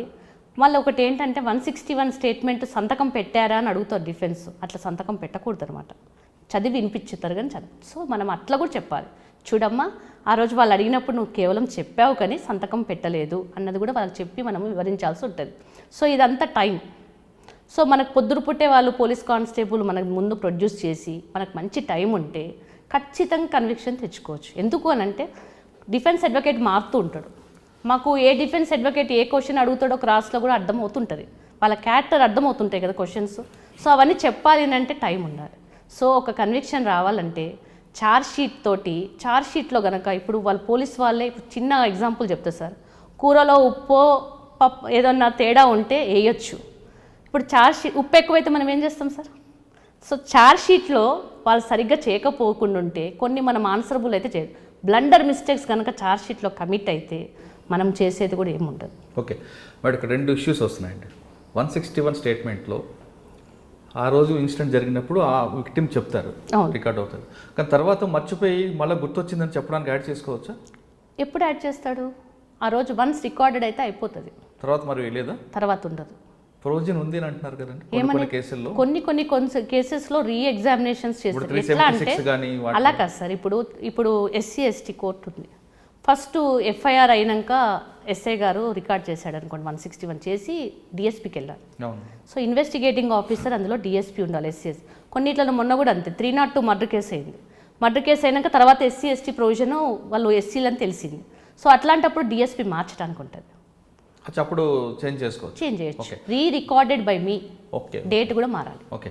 ఇప్పుడు మీరు ఇంకొక విషయం తీసుకొచ్చారండి, ఒక పాయింట్. వాళ్ళని తీసుకొచ్చి విక్టిమ్కి 161 స్టేట్మెంట్ మేము బ్రీఫ్ చేయాలి, మీరు అన్నట్టు టైం సరిపోవట్లేదు, దానివల్లే కొన్ని కేసులు అక్విటల్ అవుతాయి. కానీ పోలీస్ వైపు నుంచి ఒకటి అంటే వాళ్ళొక కోరుకుందండి, ఏమనంటే ప్రతి సబ్ డివిజన్కి ఒక ఏపీపీ లేదా వాళ్ళ అసిస్టెంట్ ఉంటే రేపు ఏది బెంచ్ మీదకి వస్తుందో ముందు రోజు ఒక ఏపీపీ మా సబ్ డివిజన్ ఉంటే మా కేసులన్నిటి మీద మేము డిస్కస్ చేసుకుంటే ఇంకా ఈజీ ఉంటుంది ఒకటి. రెండోది, ఛార్జ్ షీట్ వేస్తున్నప్పుడు ఎక్కడ మేము వాళ్ళతో కూడా డిస్కస్ చేసుకోవచ్చు. ఛార్జ్ షీట్ వేసిన తర్వాత వెళ్ళి మేము పీపీ గారితో మాట్లాడుతున్నాం, మాకు టైం దొరకట్లేదు. కానీ ఒక సబ్ డివిజన్కి ఒక ఏపీపీ ఉంటే కంటిన్యూగా ఈ ప్రాబ్లమ్స్ అని సాల్వ్ అయిపోతాయని వాళ్ళు అంటారు. దీనికి చెప్పాల్సింది ముందు ఏంటంటే ఒక కోర్టుకే ఒక ఏపీపీ లేరు, ఒక్క ఏపీపీ 3 కోర్టులు చేయాల్సి వస్తుంది. ఇప్పుడు నా ఎగ్జాంపులే, నేను సబ్ కోర్ట్ పీపీనండి, నేను సబ్ కోర్ట్ పీపీని నల్గొండకి. అక్కడే ఉమ్మడి జిల్లాలు ఉన్నాయి, అదే పెద్ద జ్యూరిస్డిక్షన్. అది కాకుండా అక్కడ సెషన్ కోర్టులో క్యాడర్ పీపీ లేక నాకు ఎస్సీ ఎస్టీ కోర్టు ఇచ్చారు. ఈ 2 కాకుండా అడ్మినిస్ట్రేషన్ వర్క్ జిల్లాలకు మొత్తం ఉండాల్సిన 70 క్లర్కుల్లో మొత్తం మాకున్నది 5 క్లర్కులే. సో ఇన్కమ్ ట్యాక్స్ నుంచి మొదలు పెడితే అకౌంట్స్ కూడా ఆ పీపీ చూడాలి. మీరు డ్రాఫ్ట్ ఛార్జ్ షీటు మాకు వస్తుంది, పోలీస్ వాళ్ళు మీరు చెప్పినట్టు డ్రాఫ్ట్ ఛార్జ్ షీట్ అంటే ఛార్జ్ షీట్ కోర్టులో వేసే ముందు మా దగ్గరికి డ్రాఫ్ట్ ఉంటుంది. ఎలా ఉంటుందంటే పోలీస్ వాళ్ళది తత్వము, వాళ్ళకి ఫస్ట్ లోపు వేయాలి, 29వ తారీఖు పీపీకి వస్తుంది. వచ్చి సాయంకాలం రానా మేడం, పొద్దున రానా మేడం, కనీసం ఒక ఛార్జ్ షీట్లో ఒక 50 నుంచి 60 పేపర్లు ఉంటాయి. అవి చదవాలి, అందులో మనము ఒక ఒపీనియన్ ఇవ్వాలి. ఎక్కడ టైం ఉంటుంది సార్? ప్రెషర్స్. మేము కూడా మాది ఏంటంటే మా డిపార్ట్మెంటు పోలీస్ మీద డిపెండ్ అవుతున్నాం, జ్యుడిషియరీ మీద డిపెండ్ అవుతున్నాం. మాకు సపరేట్ అంటూ లేదు, ఇటు వీళ్ళు కాదు అటు వాళ్ళు కాదు, అది పరిస్థితి మాకు. సో మేము ఏం చేస్తాము, కొంచెమో గొప్ప చూసి క్వాలిటీ, కొన్ని మర్డర్ కేసులు అయితేనేమో జాగ్రత్తగా చూసుడు అవుతుంది, కొన్నిసార్లు డగబాబు చూసి కూడా ఇవ్వాల్సి వస్తుంది. అది మనం ఎవరిని అనలేము. ఇప్పుడు కరెక్ట్ 11:30కు వస్తాడు సార్ కేసు పెట్టినైనా విట్నెస్, నేను రేపైతే రాను మేడం, ఇవాళ ఏదో చెప్పించేయండి, వాళ్ళు అలా అంటే మనం ఏం చేస్తామండి? ఏం చెప్పిస్తారు మీరు? ఏం చెప్పిస్తాం? అదే కదా జరిగేది. రామంటారు తెల్లారి. ఒక్కొక్కసారి విట్నెస్ సమన్స్ వస్తే పొలానికి వెళ్ళాము. ఇంకా ఈ సిటీలో అయితే ఇంట్రెస్ట్ ఉంటుంది, ఊర్లో వాళ్ళు ఎట్లుంటారంటే పొలాలకు వెళ్ళిపోతారు, రారు. ఎంత కోపమో వచ్చిన రోజు వాళ్ళకి అవ్వకపోతే. ఇప్పుడు నా బాధ్యత ఏంటి? చీఫ్ ఎగ్జామినేషన్ ఉంటుంది. ఎగ్జామినేషన్ 3 రకాలు ఉంటాయి సార్. పీపీ గారు చేస్తే చీఫ్ ఎగ్జామినేషన్, అడ్వకేట్ చేస్తే క్రాస్ ఎగ్జామినేషన్. చీఫ్ ఎగ్జామ్లో చెప్పిన విషయాలు కనుక మారిపోతే రీ ఎగ్జామినేషన్ చేయొచ్చు. సో చీఫ్ ఎగ్జామినేషన్ నేను చేయించుకుంటా, క్రాస్ ఎగ్జామినేషన్ నేను అడ్వకేట్ని కంపెల్ చేయలేను కదా. ఆయన చెప్తారు, ఆయన జూనియర్స్ ఉంటారు, రేపు వస్తారు మా సారు, డేట్ ఇవ్వండి. కొంతమంది మెజిస్ట్రేట్ ఏమో స్ట్రిక్ట్గా చేసి ఇవ్వాలే చేయమని అంటారు. అది కూడా మన జడ్జి గారి మీదే ఉంటుంది ఆధారం. మనం ఎక్కువ ఇన్సిస్ట్ చేస్తే మీకు ఎందుకంటే పీపీ గారు నేను చూసుకుంటా కదా, మీ పని మీరు కానివ్వండి. ఇటు విట్నెస్ సహకరించారు. ఊర్లలో ఆ ప్రాబ్లం కూడా ఎదుర్కొంటుంటాం సార్. అంటే మన స్టేట్లో కాకపోయినా యూపీ, గుజరాత్ లాంటి స్టేట్లలో పబ్లిక్ ప్రాసిక్యూటర్ ఒక సబ్ డివిజన్ కాకపోయినా రిటైర్ అయిపోయిన పబ్లిక్ ప్రాసిక్యూటర్స్ కొంతమంది ఉంటారండి. వాళ్ళ సేవలు తీసుకొని ఒక్కొక్క సబ్ డివిజన్ పెట్టి, ఇక్కడ కూడా అంతే అండి. రిటైర్డ్ అయిన సేవలన్నీ కూడా పోలీస్ వారికి అవుతున్నాయి. రిటైర్డ్ అయిన వాళ్ళంతా పోలీస్ వాళ్ళకి లీగల్ అడ్వైజర్, రిటైర్డ్ అయిన పీపీలు అందరూ పోలీస్ వాళ్ళకి లీగల్ అడ్వైజర్. ఇంకా ఏముంటుంది సార్, వాళ్ళు రిటైర్డ్ అయిపోయాక వాళ్ళు మొత్తం పోలీస్ ఛార్జ్ షీట్లు అవి ఇప్పుడు ప్రణయ్ కేసు ఒకటి మీరు చెప్పారు, మిర్యాలగూడలో ప్రణయ్ కేసు యాక్చువల్గా నేను చేయాల్సిందే. 1600 పేజీల ఛార్జ్ షీట్ సార్, 123 మంది విట్నెసెస్ అందులో ఉన్నది. దాన్ని డ్రాఫ్ట్ చేయడానికి 10 రోజులు మేము గెస్ట్ హౌస్లో కూర్చున్నాం పోలీస్ వాళ్ళతోటి, ప్రతి అంగుళం. సో ఒకటి అందరికీ సెన్సేషనల్ అయిన కేసు అలా చూడగలుగుతాం. ప్రతి కేసు ఒక 3000-4000 ఉంటాయి ఒక కోర్టులో, ఎలా చూడగలుగుతామంటే? దీనికి సొల్యూషన్ ఏమంటారు? సొల్యూషన్ ఏంటనంటే స్పీడీ జస్టిస్ కావాలి, జడ్జెస్ పెరగాలి, పీపీస్ పెరగాలి, విట్నెసెస్ స్టేట్ కూడా కొంచెం ఇంట్రెస్ట్ తీసుకోవాలి. కేసు పెట్టిన వాళ్ళకి 5 సంవత్సరాల తర్వాత ఏమి ఇంట్రెస్ట్ ఉంటుందండి? ఆవేశంగా పెట్టిన వాళ్ళకి ఆవేశం పోతుంది, అన్నీ పోతాయి, మళ్ళీ కోర్టుకి వెళ్ళి పైసలతో తిరగాల అన్న ఫీలింగ్ ఉంటుంది. సో అట్లాంటి వాళ్ళు హాస్టైల్ అవుతారు. హాస్టైల్ అంటే మనకు అనుకూలం కాకుండా మాకేం తెలియదు, మేము చూడలేదు అంటారు. ఇంకా ముఖ్యంగా చూస్తే మనం డిస్ట్రిక్ట్స్లో అస్సలు చెప్పరు సార్, చాలా వరకు హాస్టైల్ అవుతారు. అయితే వాళ్ళని నుంచోబెట్టి మళ్ళీ మనం క్రాస్ ఎగ్జామినేషన్, పీపీ గారు కూడా క్రాస్ ఎగ్జామినేషన్ చేసేది ఉంటుంది హాస్టైల్లో. అలాంటప్పుడు మనం కొన్నిసార్లు చెప్పించుకునేది ఉంటుంది. అంటే మ్యాన్ పవర్ పెంచాలంటారు. మ్యాన్ పవర్ ముఖ్యంగా పీపీస్ రిక్రూట్మెంట్ పెరగాలి సార్. చాలా తక్కువ మంది ఉన్నారు. 260 పోస్టులు కూడా మా మేడం కష్టపడి, మా డిఓపి మేడము తీసుకొచ్చారు. ఆ పోస్టులు అవి ఫుల్ఫిల్ చేయాల్సింది గవర్నమెంట్ చేతిలో ఉంది. ప్రమోషన్లు ఒకటి ఆగిపోతాయి సార్. మన ఇంకా కొన్ని జోన్లలో ఏపీపీ పోస్ట్ ఉంటుంది, అట్లనే రిటైర్డ్ అయిన వాళ్ళు కూడా ఉన్నారు. ఇప్పుడు మళ్ళీ ప్రతి దానికి ఓ పోస్ట్ నుంచి ఓ పోస్టుకు ప్రమోషన్ వెళ్ళాలంటే 2 సంవత్సరాలు 3 సంవత్సరాలు. ఆల్రెడీ మేము 12 సంవత్సరాలు 14 సంవత్సరాలు ఆ పోస్ట్లోనే ఉన్నాం. అంటే మాకు ఇచ్చిండి ఉంటే మేము చేసేవాళ్ళమే కదా. వాళ్ళు ఇవ్వకపోవడం మా తప్పు కాదు కదా. సర్వీస్ అయితే ఉంది కదా. సో సర్వీస్ని చూసని ఇవ్వచ్చు. ఓకే మేడం, మీరు ఇందాక చెప్పినట్లుగానే 376లో కానీ 354లో కానీ 164 స్టేట్మెంట్ రికార్డ్, అది అందులో మేజిస్ట్రేట్ గారి ముందు జరుగుతుంది కాబట్టి ఖచ్చితంగా అది స్టాండర్డ్స్ ఉంటాయి. మీరు అన్నట్లుగా 5 సంవత్సరాల తర్వాత బెంచ్ మీదకి వచ్చినప్పటికీ ఆమెలో ఆక్రందన, ఆవేశం అన్నీ తగ్గిపోతాయి. తగ్గినప్పుడు ఆమె హాస్టల్ అవ్వచ్చు. డిఫరెంట్ రీజన్స్ ఉంటాయి. ఆమె ఆ విక్టిమ్ ఎవడైతే ఎక్యూజ్డ్ ఉన్నాడో వాడు పెళ్లి చేసుకుంటే నాశ పెట్టచ్చు, లేదా డబ్బులు ఇస్తానని చెప్పొచ్చు, లేదా ఇంకేదో రీజన్ అవ్వచ్చు. కానీ ఏదో విధంగా హాస్టల్ అయ్యి నేను చూడలేదు, నాకు గుర్తులేదు అని చెప్పేస్తారు. ఒక 164 స్టేట్మెంట్లో ఉన్న స్టేట్మెంటు తర్వాత హాస్టల్ అయినప్పుడు నాకు గుర్తులేదంటే అక్కడ ఆమెకి ఏ విధంగా చూస్తాం? ఒకటి ఏంటంటే మన చట్టాలన్నీ కూడా బాధితుల కోసం వచ్చేటివి సార్. బాధితురాలకు ఉంటేనే చట్టం. ఆ అమ్మాయి వచ్చి చెప్పంగానే ప్రతి ఒక్కరు సహృదయంతో ఆలోచిస్తారు. ఒక్కొక్కసారి ఏమవుతుందంటే రేప్ అయినటువంటి విక్టిము ఎవరైతే రేప్ చేశాడో ఆయననైనా పెళ్లి చేసుకోవచ్చు, లేకుంటే వేరే పెళ్ళి అయిపోతుంది. అప్పుడు ఎవరైనా ఏం ఆలోచిస్తారు? ఒక బాధ నుంచి పెళ్ళైపోయి ఇంకోరితో ఉంటుంది అని అంటే అమ్మాయి జీవితంలో సంతోషపడుతుంది, కొంచెమైనా ఆమెకి ఏదో ఒకటి న్యాయం జరిగింది. అట్లాంటి ఆమెని మళ్ళీ మనము 164 చెప్పావు కదా అని ఆమె మీద కేసు కట్టు. ఇట్లాంటివి మీరు అడిగేది ఏంటంటే చీట్ చేసిన వాళ్ళకి, వేరే కేసులలో ఫ్రాడ్ చేసిన వాళ్ళ మీద మనం యాక్షన్ 164 కింద తీసుకుంటే బాగుంటుంది. వాళ్ళ మీద అంటుంది 164 స్టేట్మెంట్ అనేది మీరు అన్నట్లుగా 376, 354 కాకుండా మిగతా ఎవరి మీద చేసినప్పుడు వాళ్ళ కోర్టు టైం వేస్ట్ చేసినందుకు వాళ్ళ మీద కేసు పెట్టచ్చు, ఫైన్ కూడా వేయచ్చు. అది బాగుంటుంది. ఎందుకు అని అంటే ఈ అమ్మాయి మీద ఒక బాధితురాలికి న్యాయం అందించలేకపోవటం వల్లనే 5 సంవత్సరాల తర్వాత వచ్చిందని మీ ఉద్దేశం ప్రకారం. మళ్ళీ ఆమెను మనం శిక్షించినట్టే అవుతుంది కదా ఇంకోటి చేసి. అంటే అక్కడ మనం కోర్టు కన్సిడర్ చేయొచ్చు కదా అంటున్నారు. చేస్తుంది సార్. ప్రతి దాంట్లో కూడా జస్టిస్, ఇవన్నిటి కూడా మొరాలిటీ, హ్యుమానిటేరియన్ గ్రౌండ్స్, కొన్ని కన్విక్షన్స్, మోరల్ కన్విక్షన్స్ కూడా ఉంటాయి. కొన్నిసార్లు మోరల్ కన్విక్షన్ కూడా, ఎందుకంటే సొసైటీ ఉండాలి కొన్ని అని కూడా కన్విక్షన్స్ ఉంటాయి. అప్పీల్డ్ అయితాయో లేవో కానీ, ఎందుకనంటే జడ్జి గారికి కూడా మానవత్వ విలువలు ఉంటాయి. తనకి పిల్లలు ఉంటారు, ఎంతో బాధపడతాడు అమ్మాయి అట్లా చేసుకుంటుండడం మూలాన.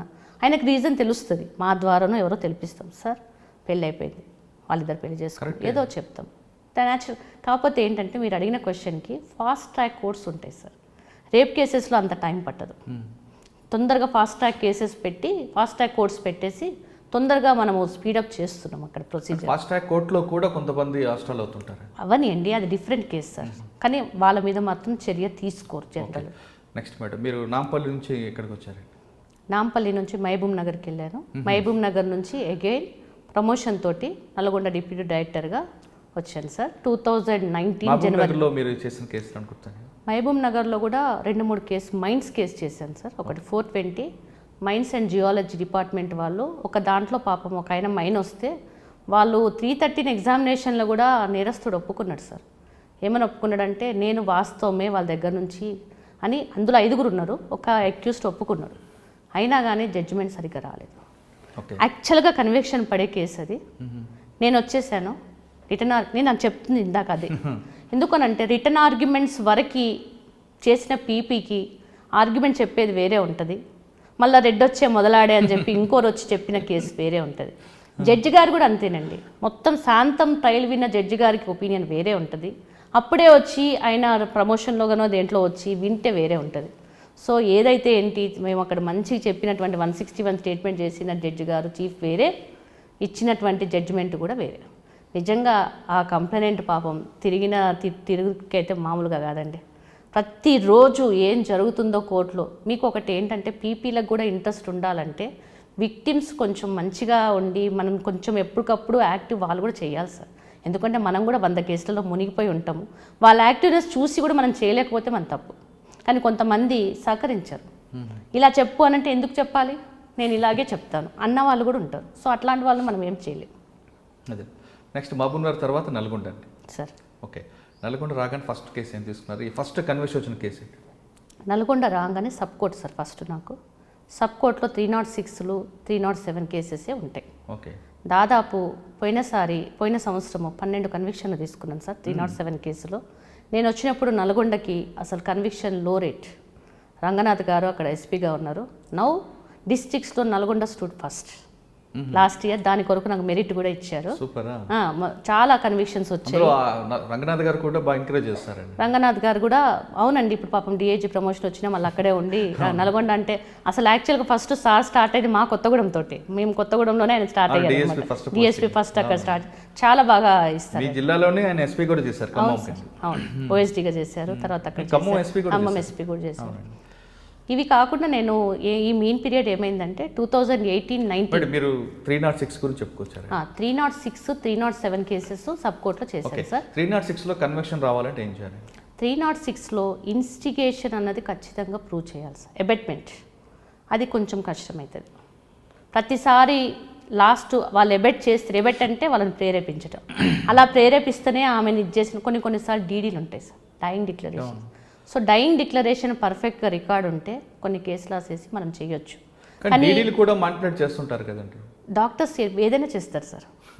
డీడీస్ అని కాదు, కొంతమంది డాక్టర్స్. నేను ఎందుకు చెప్తున్నానంటే నేను మహబూబ్ నగర్లో ఉన్నప్పుడు ఒక 3 years అమ్మాయి మీద రేప్ జరిగింది. రేప్ జరిగినప్పుడు రేప్ డస్ నాట్ అక్కర్ అని చెప్పి రాసి ఆమె ఏం చేసిందంటే ఎక్కడెక్కడ ఇంజురీస్ అమ్మాయి వైటల్ పార్ట్స్లో రాశారు. నేనేం చేశానంటే ఇవాళ నేను ఈ మేడంది చీఫ్ ఎగ్జామినేషన్ డిఫర్డ్ అంటే వాయిదా ఇస్తున్నా, మేడంది నేను కంప్లీట్ చేయను, నెక్స్ట్ డే నేను వచ్చి అడుగుతాను అంటే, ఎందుకు పిపి గారు నాకు టైం ఉండదని.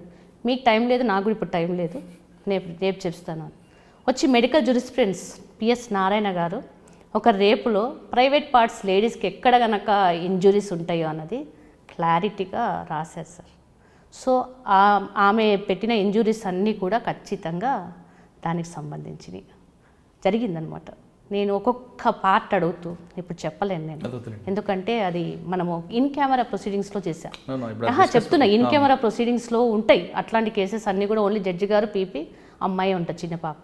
సో అవన్నీ క్వశ్చన్స్ అడిగినప్పుడు ఇక్కడ జరిగింది అని ప్రైవేట్ వాళ్ళు మరి ఇవి జరిగినప్పుడు రేపు ఉండదా అని చెప్పి నేను రేపు ఆమె మీద యాక్షన్ తీసుకోమని కూడా వాళ్ళకి డాక్టర్ మీద కూడా రాశానండి. అంటే ఏం జరిగిందో నాకు తెలియదు సార్, నేను మళ్ళీ ట్రాన్స్ఫర్ అయ్యి వచ్చాను. అంటే మీరు చెప్తున్న ఆ కేసు కాకుండా డీడీలో కొన్ని బర్నింగ్ ఇష్యూస్ ఉంటాయి.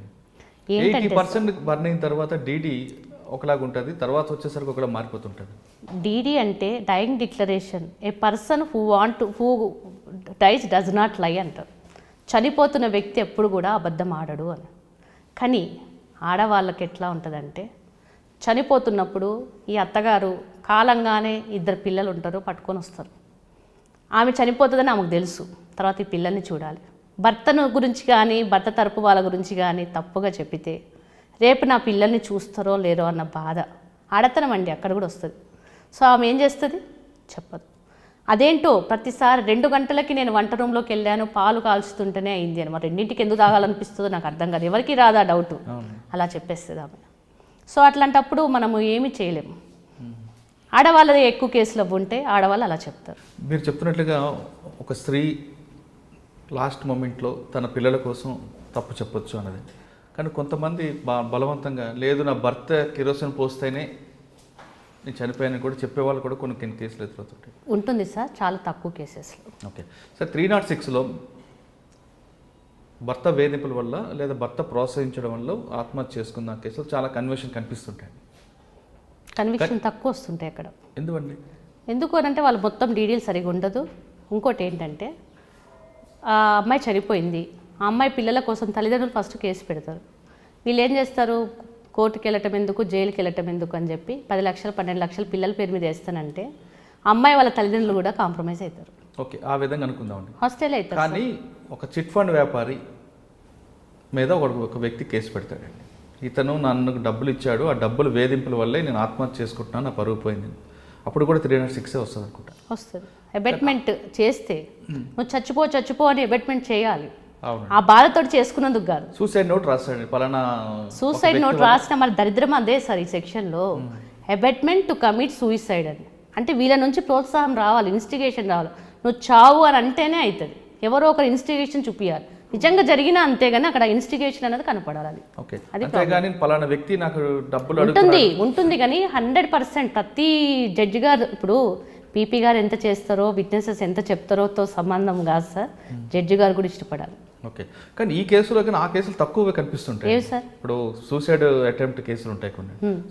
సూసైడ్ చేసుకుంటే ఫైనాన్షియల్ వేధింపు తట్టుకోలేక, అందులో ఎక్కువగా కన్విషన్ కనిపించేది. అంటే ఫైనాన్షియల్ వేధింపులు తట్టుకోలేక అని అంటే వాడు బాకీ ఉన్నాడు, అట్లా ఉంటుంది. అది న్యాచురల్గా. ఒకటి విషయం ఏంటంటే సార్, ఇప్పుడు మనం అప్పిస్తాము. ఇప్పుడు ఆయన కూడా అప్పిచ్చి మళ్ళీ రాకపోతే ఆయన కూడా సూసైడ్ చేసుకోవచ్చు కదా. సో అక్కడ బ్యాలెన్స్ మనకి ఎట్లా కనిపిస్తుంటుంది? తప్పు కాదు కదా, ఈక్వల్ బాధ ఉంటుంది. ఇప్పుడు అప్పిచ్చినోడికి కూడా బాధే. అడగటంలో తప్పైన ఫీల్ అయితే అప్పిచ్చినోడికి ఎంత బాధ ఉంటుందండి? న్యాచురల్గా మీరు చెప్పండి. అవునవును, కరెక్ట్ కదా. అట్లా ఇప్పుడు మీరు 306తో పాటు 307 చేశారు. అవి బాగా వచ్చాయి సార్. ఓకే, దాంట్లో 307లో బాగా కన్వర్షన్ రావాలంటే పోలీస్ వైపు నుంచి ఇన్వెస్టిగేషన్ ఏ విధంగా ఉండాలి? అక్కడ ఏంటంటే అటెంప్ట్ టు కమిట్ మర్డర్ ఒకటి బెనిఫిట్ ఏంటంటే ఈ సెక్షన్కి ఇంజురీ లేకపోయినా కానీ, గాయం లేకుండా కూడా నాలెడ్జ్, ఇంటెన్షన్ ఉండాలి. అంటే వాడిని చంపాలన్నటువంటి ఉద్దేశము, దానికి ఉన్నటువంటి నాలెడ్జ్ రెండు ఉంటే సరిపోతుంది. ఇంజురీ కాకపోయినా ఏం కాదు. సో మనం అది ప్రూవ్ చేయొచ్చు. ఇంటెన్షన్ ఉందా, నాలెడ్జ్ ఉందా లేదా అని. అది ఈజీ అవుతుంది అనమాట.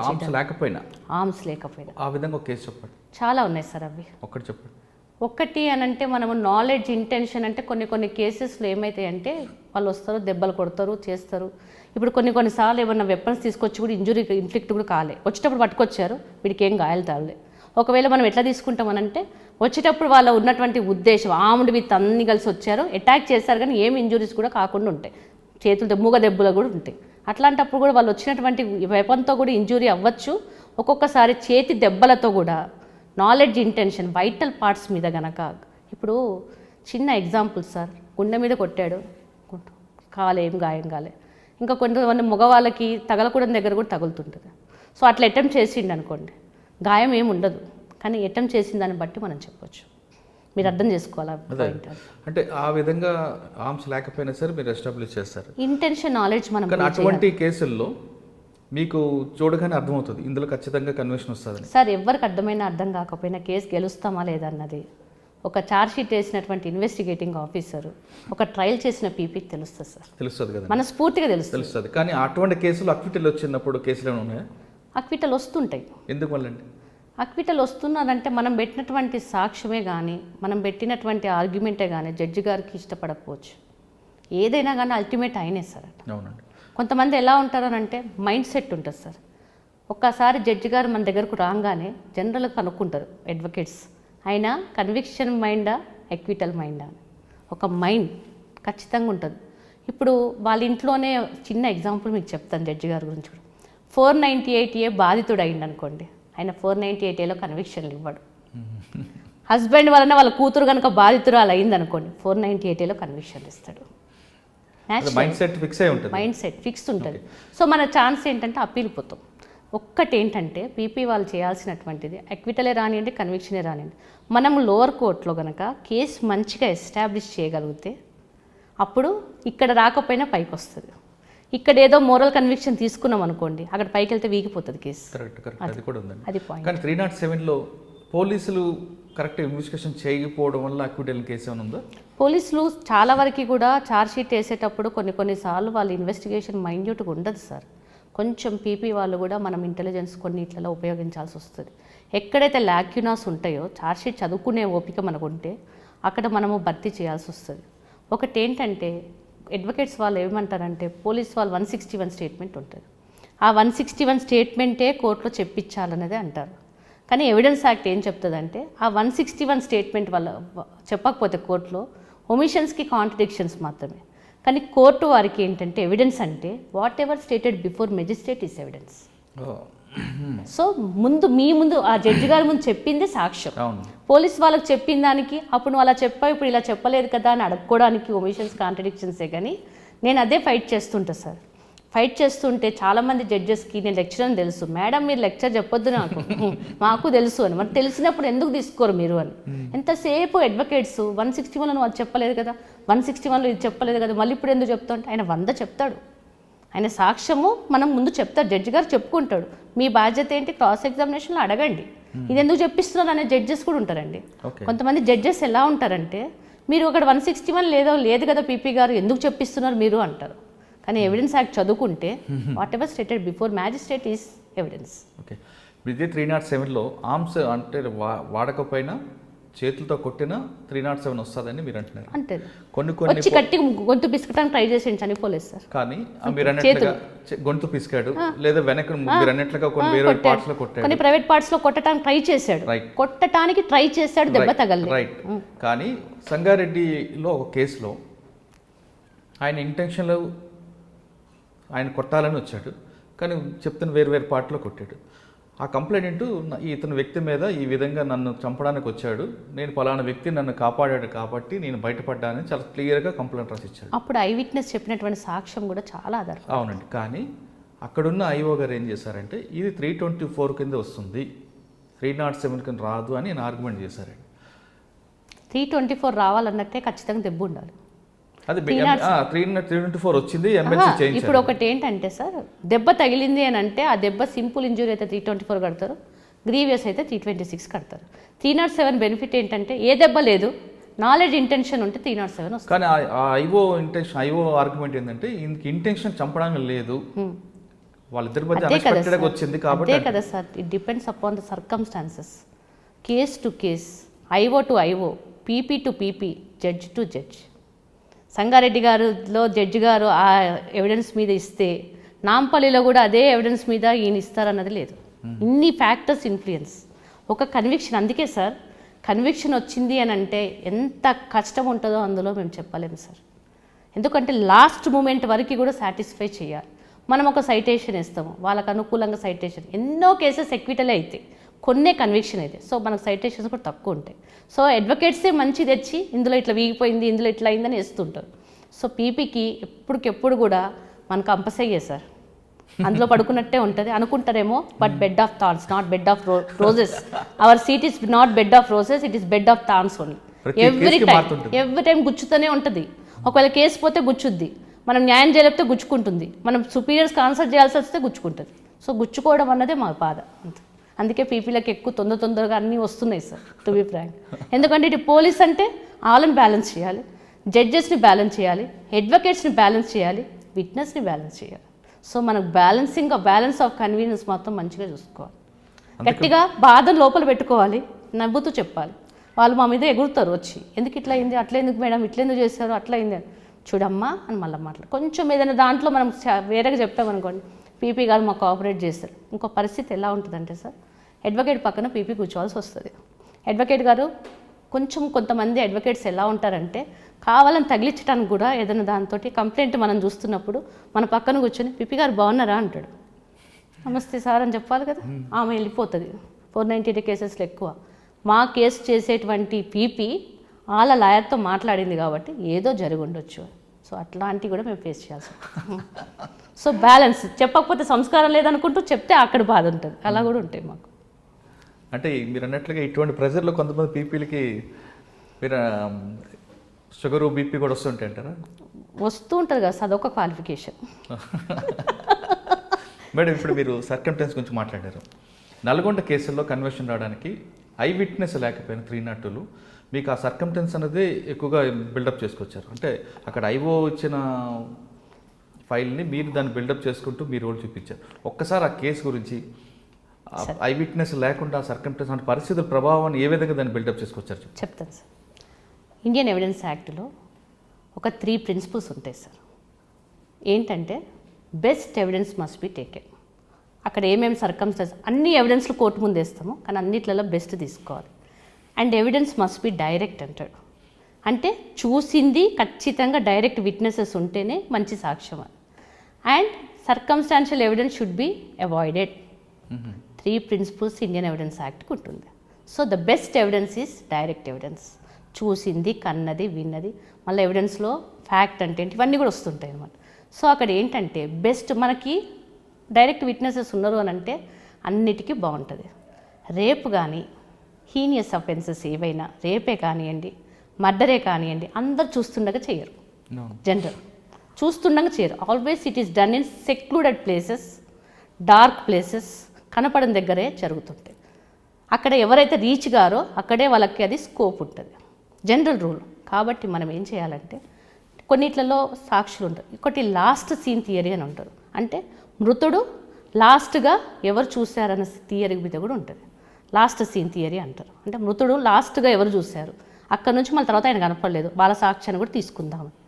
సో ఈ కేసు ఏంటంటే ఇది నల్గొండలో SLBC కెనాల్ దగ్గర జరిగినటువంటి మర్డర్ కేసు సార్. ఇందులో ఏంటంటే 2 పక్షాలు, వాళ్ళు ఎవరో గారు, చిన్నాన్న కొడుకు, పెద్దనాన్న కొడుకు, వాళ్ళిద్దరి మధ్యన భూమి వివాదాలు ఉన్నాయి. ఇద్దరు కలిసి ఒక 3 ఎకరాల, పెద్దగా నేను చెప్పలేను అన్ని ఫ్యాక్ట్స్, 3 ఎకరాల 14 గుంటల భూమి కోసము వీళ్ళు కొందామనుకున్నారు, వాళ్ళు కొందామనుకుంటున్నారు. అమ్మేట ఆమె ఎవరనంటే ఆ నేరస్తుడి యొక్క పినతల్లి, సవితల్లి అనమాట. ఈ మృతుడు కూడా ఆయన చిన్నాన్న కొడుకే అవుతాడనమాట. సో ఆమె ఏం చేసిందంటే ఫస్ట్ 29వ తారీఖు 6వ నెల 2017 రోజు అగ్రిమెంట్ అవుతుంది. ఆమె ఇష్టపూర్వకంగా అగ్రిమెంట్ అవ్వదు. ఏం చేస్తాడంటే ఆ నేరస్తుడు సైదిరెడ్డి, చిర్రా సైదిరెడ్డి అని, 50,000 ఇచ్చేసి నేను ఈ మొత్తం భూమిని 13 ఎకరాలు తీసేసుకుంటా, 13 లక్షలకు తీసేసుకుంటా, 50,000 తీసుకో అని చెప్తాడు. ఆ తర్వాత ఏం తెలుస్తుందంటే వాళ్ళ హస్బెండ్కి ఇంకో 5.5 ఎకరాలు కూడా ఉంటుంది. చిన్నప్పుడు వీళ్ళు వేరే వెళ్ళిపోవటం మూలాన 18 ఎకరాలకి ఆ 9 ఎకరాల నేరస్తుడికి ఇస్తారు, 9 ఎకరాలు వీళ్ళకు ఉంటాయి. వాళ్ళ భర్త సత్యరెడ్డి గారికి ఏమవుతుందంటే హెల్త్ బాగుండటం మూలాన ఈ మహేందర్ రెడ్డి చనిపోయిన ఆయన దగ్గర నుంచి మెడికల్ ఎక్స్పెండిచర్కి గాను 1,80,000 అట్లా తీసుకుంటారు వీళ్ళు. అవి తీసేసుకొని ఏం చేస్తుందంటే ఆమె ఉద్దేశం ఎట్లాగో నేను డబ్బులు కట్టలేను కాబట్టి నాకు సంక్రమించినటువంటి ఈ భూమిని వాళ్ళకే ఇస్తే సరిపోతుంది కదా అని 1,80,000 తీసుకుంటుంది. ఇది తెలిసినాక ఆమెకి ఏం తెలుస్తుంది అంటే ఈ 3 ఎకరాల 14 గుంటలే కాకుండా మిగతా ఆయనకు ఉండేది కూడా ఎట్లా ఆయనకే దారాదత్తం అవుతుంది కాబట్టి ఈ 50,000 నాకు దక్కుతుంది అని ఊరు ప్రజలు చెప్తారు. నీకు ఎట్టి పరిస్థితిలో పైసలు తిరిగి ఇవ్వడు, రిజిస్ట్రేషన్ చేసుకుంటా అంటాడు, బెదిరిస్తాడని. సో ఆ సైదిరెడ్డి ఇంకో ఇద్దరితోటి, వాళ్ళ ఆయన చిన్నాన్న పిల్లలతో, చిన్నమ్మ పిల్లలతోటి ప్లస్ వాళ్ళ బంధువులతోటి వీళ్ళందరూ కూడా ఏం చేస్తారంటే ఒక ప్లాన్ వేసుకుంటారు సార్. 1వ తారీఖు 7వ నెల 2017 రోజు ఆమె ఏం చేస్తుందంటే ఈ చనిపోయిన మృతుడి డిసీజ్డ్ మహేందర్ రెడ్డి తోటి అగ్రిమెంట్ అయ్యి 1,00,000 రూపాయలు తీసుకుంటుంది. తీసుకొని 3వ తారీఖు 7వ నెల 2017 వీళ్ళిద్దరు కలిసి వెళ్ళి, ఎవరు మృతుడి భార్య, ఆ శోభ అన్నాములు, వీళ్ళందరూ కలిసి వెళ్ళేసి ఒక రిజిస్ట్రేషన్ ఆఫీస్కి వెళ్ళి ఆ రిజిస్ట్రేషన్ ఆఫీస్లో చేసుకుందాం రిజిస్ట్రేషన్ అని వాళ్ళు అనుకుంటారు. వీళ్ళకి ఎక్కడి నుంచి తెలుస్తుందో ఈ చనిపోయిన ఈ నలుగురు, ఈ A1 to A4 నలుగురు సైదిరెడ్డి వీళ్ళందరూ కలిసి అటాక్ చేస్తారు. వేసి మీకు గనక ఆ పొలం ఇస్తే కనుక నీ పని చేస్తామని చెప్పి ఆమెను బెదిరిస్తాడు, మృతుడిని బెదిరిస్తారు. వీళ్ళిద్దరు కలిసి వెళ్ళి కూడా రిజిస్ట్రేషన్ ఎందుకు చెప్తున్నాను అంటే ఇదే మనకు బేసిస్ అవుతుంది. వీళ్ళు వెళ్ళి అక్కడ రూరల్ పోలీస్ స్టేషన్ నల్గొండలో కంప్లైంట్ పెడతారు, నన్ను బెదిరిస్తున్నారని. మృతుడు భార్య ప్లస్ ఈ శోభ ఇలా కంప్లైంట్ పెట్టంగానే 4వ తారీఖు 7వ నెల 2017 రోజు ఇరు పక్షాలని మన పోలీసు వారు పిలిపిస్తారు రూరల్ పోలీస్ స్టేషన్. పిలిచాక వాళ్ళు మాట్లాడినాక వాళ్ళు ఏం చెప్తారంటే ఇది భూమి తగాదాలండి, మేమేం పరిష్కరించుకుంటాం, మీరు కేసులు మాత్రం ఏమీ ఫైల్ చేయాల్సిన అవసరం లేదు. 7వ తారీఖు 7వ నెల 2017 రోజు మా పెద్దవాళ్ళందరినీ కూర్చోబెట్టుకొని మేము అక్కడ నల్గొండలో సెటిల్ చేసుకుంటామని చెప్తారు. చెప్పటమే కాకుండా వీళ్ళన్నీ రిజల్యూషన్ పాస్ చేసుకొని ఆ కాగితం, ఎందుకనంటే యాక్షన్ తీసుకోకుండా ఉంది కదా, ఈ కాగితము ఆ ఎస్ఐ గారికి ఇచ్చి వెళ్ళిపోతారు. 4వ తారీఖు 7వ నెల 2017 వెళ్ళిపోయాక వీళ్ళు నలుగురు కలిసి వెళ్ళి, ఎందుకనంటే ఎట్లా తెలిసిందంటే తర్వాత విషయం మనకి వాళ్ళ ఒప్పుదల ప్రకటన ఉంటుంది, కన్ఫెషన్. దాని ద్వారా వాళ్ళు ఏం చెప్పిందంటే లాడ్జ్లో కూర్చున్నారట 5వ తారీఖు 7వ నెల 2017 కూర్చొని ఒక plan, pre arrange plan, common intention తోటి వాళ్ళ పన్నిండ్రు ఏం చేద్దామని. 6వ తారీఖు 7వ నెల 2017 ఆగ్రో కెమికల్స్ దగ్గరికి వెళ్ళి అక్కడ మంచి 19 ఇంచుల కత్తి, అందులో 10 ఇంచుల పదని భాగం, 9 ఇంచుల ప్లాస్టిక్ హ్యాండిల్, 9 ఇంచుల ఐరన్ హ్యాండిల్ కొనటమే కాకుండా రూరల్ పోలీస్ స్టేషన్ వెనకాల ఈ గ్రైండ్ చేసేవాడు ఉంటాడు. ఆ గ్రైండ్ చేసిన వాడు మంచిగా గ్రైండ్ చేయించుకొని షార్ప్గా చేయించుకొని 7వ తారీఖు 7వ నెల 2017 రోజు అటాక్ చేద్దామని ప్లాన్ చేసుకున్నాను. ఈ మృతుడు తన భార్యతోటి 5వ తారీఖు 6వ తారీఖు చూడు నన్ను ఇట్లా కాల్స్ వస్తున్నాయి, మనం కంప్లైంట్ పెట్టిన కాల్చి నన్ను వేసేస్తానని చెప్పి వాళ్ళు కాల్స్ చేస్తున్నారు.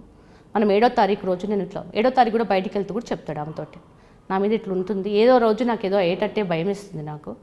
రోజు పంచాయతీ అని అన్నారు కదా, నేను పొద్దుకూకులే వెళ్ళి అక్కడ పాలు పిండేసి అదంతా నేను సెటిల్ చేసుకుని నేను ఇంటికి వస్తా, నువ్వు ఎవరెవరికైతే ఫోన్లు చేయాలో వాళ్ళు ఫోన్ చేసి పంచాయతీ ఏర్పాటు చేసుకునే దాంట్లో చూడు అని. అలా కాకుండా ఆయన ఏం చేస్తాడంటే ఆ పంచాయతీ ఎల్డర్స్ కూడా ఫోన్స్ చేసి చెప్తాడు, ఏమంటే మీరు ఆ టైంకి రండి, ఇట్లా వాళ్ళు ఏదో ఒకటి పరిష్కారం చేసుకుందాము అని చేస్తారు. ఎవరైతే ఆ పంచాయతీ వాళ్ళు కూడా అక్యూస్లకి ఫోన్లు చేస్తారు. ఫోన్లు చేస్తే మాకు వాళ్ళ ఒంట్లో బాగాలేదు, మేము రాలేము, అది ఇదని ఏదో మాటలు చెప్తారు. ఈయన 7 గంటలకు వెళ్ళిపోతాడండి అక్కడికి. 7 గంటలకు వెళ్ళిపోయి ఆ పాల క్యాన్స్ అవన్నీ పట్టుకొని వెళ్ళిపోయి ఆ కాలువలోకి వెళ్ళంగానే వీళ్ళు కూడా ఒక వెహికల్ వెళ్తారు.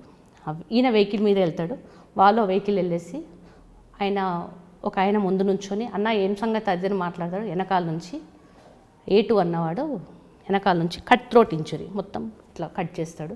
ఈయన తల మీద గాయాలు చేస్తాడు. మొత్తం 13 గాయాలైనాయి. 13 గాయాల్లో కూడా 10 ఇంచుల లోతు, 10 ఇంచుల ఎక్కడ గాయం కూడా 10 ఇంచే ఉంది. అయ్యాక వీళ్ళు వచ్చి అటాక్ చేశాక వీళ్ళకి ఇద్దరే అటాక్ చేశారు, A1 A2. అందరికీ మీరు ఇందాక చెప్పారు 4కి ఇందులో లైఫ్ పడిందండి. A1 A2 ఏమో గాయపరచడానికి వెళ్ళారు, A3 A4 వాళ్ళని ప్రేరేపించి ఫోన్లు చేశారు, మీరు అయిపోయిందా అదైందా ఇదైంది. ఎందుకంటే మనం CDR మార్క్ చేయటం మూలన అవన్నీ తెలుసు. ఇద్దరు A1 A2 A3 A4 probe చేసుకోవచ్చు. చిర్రా సైదిరెడ్డి, కంచరగుడ్ల సైదిరెడ్డి ఏమో స్పాటు, మిగతా ఇద్దరేమో పక్కన నుంచి ఉన్నారు. అయిపోయింది అక్కడ అటాక్. అయిపోయినాక ఈ అమ్మాయి ఏం చేస్తుందంటే 7:30 చంపేశారు on the spot. Cut throat injury, throat cut చేశారని నాకు ఇంకేముంటుంది సార్, సఫా ఇక్కడ అయిపోయింది మొత్తం. చేసి అక్కడి నుంచి పారిపోయారు. అక్కడి నుంచి వాళ్ళు వెళ్ళిపోయారు. ఆ అమ్మాయి కంటిన్యూస్గా ఒక 100 ఫోన్స్ చేస్తుంది, ఎత్తట్లేదు. భయం వేస్తుంది అమ్మాయికి, ఎందుకంటే పొద్దున్న చెప్పి వెళ్ళాడు కదా. పక్కన నేబర్ దగ్గరికి వెళ్ళి, ఆయన కూడా దగ్గర చుట్టమే, ఇట్లా కనిపించలేడు నాకు ఇట్లా ఫోన్ ఎత్తట్లేదు, మనం వెళ్దాం ఆ ప్లేస్కి అని. ఇద్దరు కలిసి వెళ్ళేసరికి పాపం దురదృష్టవశాత్తు ఫస్ట్ భర్తని ఆమె చూస్తుంది. మొత్తం పూల్ ఆఫ్ బ్లడ్లో పడిపోయి ఉంటాడు, మొత్తం ఇట్లా గడ్డగట్టుకుపోయి అంటే చూస్తుంది. వాళ్ళ అన్నలు వస్తారు, అందరు వస్తారు. ఇమీడియట్గా అక్కడ ఏం జరుగుతుందంటే దారిలో పోయేటోడు ఒక ఆయన రూరల్ పోలీస్ వాళ్ళకి ఫోన్ చేసి ఇన్ఫర్మేషన్ ఇచ్చాడు. 9 o'clockకి ఇచ్చాడు. ఏమని ఇచ్చాడు, పలానా మహేందర్ రెడ్డి ఇక్కడ చనిపోయి ఉన్నాడు అంటే. ఈయనకి ఏమి ఇంకా ఆలోచించుకునే ఎస్ఐ మోతిలాల్ కూడా ఏమీ ఆలోచించుకునేది లేదు. ఎందుకు అని అంటే 4వ తారీఖు వీళ్ళు వచ్చారు, ఇవన్నీ జరుగుతున్నాయి కదా. ఇమీడియట్గా ఇది గ్రేవ్ అఫెన్స్ కాబట్టి సిఐ గారే చేయాలి దర్యాప్తు కాబట్టి ఇమీడియట్గా 9:30కి ఇన్ఫర్మేషన్ ఇచ్చాడు, సిఐ గారికి ఇచ్చాడు. సిఐ ఏం చేశాడు, ఫస్ట్ పంచులకు ఇవ్వాలి. ఏదైనా కానీ మృతుడి శరీరం అలాగే ఉంచాలి, వాళ్ళని పంచుల పట్టే మనం తరలించొచ్చేది. ఆ పంచులకు ఇన్ఫర్మేషన్ ఇవ్వగానే 10:30 కల్లా వాళ్ళు అక్కడ చేరుకున్నారు. ఈ అమ్మాయి ఇంకొని తీసుకొని వచ్చింది, కంప్లైంట్ పెట్టారు. వీళ్ళు ఇమీడియట్గా 6 కిలోమీటర్ల దూరం ఉంటుంది రూరల్ పోలీస్ స్టేషన్ నుంచి అక్కడికి వెళ్ళిపోయి అక్కడ పంచనామా చేశారు. సీన్ ఆఫ్ అఫెన్స్, నేరస్థల పంచనామా. అంటే అక్కడ ఏముంటుందంటే సార్, ఒక మృతుడు ఎటువైపు పడిపోయి ఉన్నాడు, మృతుడి మీద గాయాలు ఏమున్నాయి, మృతుడు వేసుకున్నటువంటి వస్త్రధారణ ఏంటి, ఇవన్నీ కూడా ఆ పంచనామాలో రాసుకున్నారు. వాళ్ళ ముందు రాసుకొని అక్కడ తర్వాత ఇంక్వెస్ట్ శవ పంచనామా చేసి ఆ గాయాలు కూడా రాసుకున్నాక ఆ బాడీని PME కొరకు పంపించారు. సో అక్కడ నుంచి బట్టలు సీజ్ చేసిన సీజర్ పంచనామా ఒకటైంది. ఇక్కడ ఒక చిన్న క్వశ్చన్ వస్తుంది, చెప్పండి. అంటే కంటిన్యూషన్ బ్రేక్ లేకుండా పర్వాలేదు, చెప్పండి. స్పాట్లో పోలీసులు వెళ్ళి పంచనామా చేసే వరకు పంచులు రావాలి, ఆ సమక్షంలో శవ పంచనం జరగాలి. కానీ కొంతమంది ఆఫీసర్లు ఏం చేస్తారంటే అక్కడ ఆ డెడ్ బాడీ వల్ల లేదంటే ఆ చనిపోయిన వ్యక్తి వల్ల ఆ సిచ్యువేషన్ కొంచెం లా అండ్ ఆర్డర్ ప్రాబ్లం వస్తుంది, ఇమీడియట్గా షిఫ్ట్ చేస్తుంటారు పంచులు రాకుండానే. అప్పుడు ఫొటోస్ అన్న తీసుంటారు సార్, అక్కడే పోతుంది మరి కేసు. యాక్సిడెంట్ అయితే ఇమీడియట్గా షిఫ్ట్ చేయొచ్చు, ఎందుకంటే న్యాచురల్. కానీ ఇది మర్డర్ అండి, ఇక్కడ షిఫ్ట్ చేయడం. ఆ విధంగా షిఫ్ట్ చేయడం వల్ల కేసులు దెబ్బతింటాయా? న్యాచురల్ కదండి. ఇప్పుడు రోడ్డు మీద ఎక్కడ ప్రాబ్లం వస్తుంది సార్? ఇప్పుడు మీరు అన్న విషయము, రోడ్డు మీద ఉంటే పక్కన వాళ్ళకి ఇబ్బంది. రోడ్డు మీద ఉండే ఎప్పుడైతే యాక్సిడెంట్లకు అయితే, మర్డర్లు ఎక్కడైతే సెక్లూడెడ్ ప్లేసెస్లో అయితే. అంటే కొన్ని ప్లేసుల్లో పబ్లిక్ ప్లేస్లో మర్డర్ చేసి వెళ్ళిపోతుంది. జనరల్గా అవి చాలా తక్కువ సార్, అయినా కానీ లేదు. మీరు అన్నట్లుగా ఐసోలేట్ ఏరియాలో మర్డర్ అయింది అనుకుందాం, ఆ వ్యక్తి ఒక సెన్సేషనల్ వ్యక్తి అయ్యో, లేదంటే ఆ చుట్టుపక్కల వాళ్ళ కుటుంబ సభ్యులందరూ కూడా అక్కడికి వస్తారు. అయినా కానీ అప్పుడు మనం చేయాల్సింది స్పీడప్ చేయాలి, కానీ అది చేయకుండా పట్టకపోవటానికి లేదు.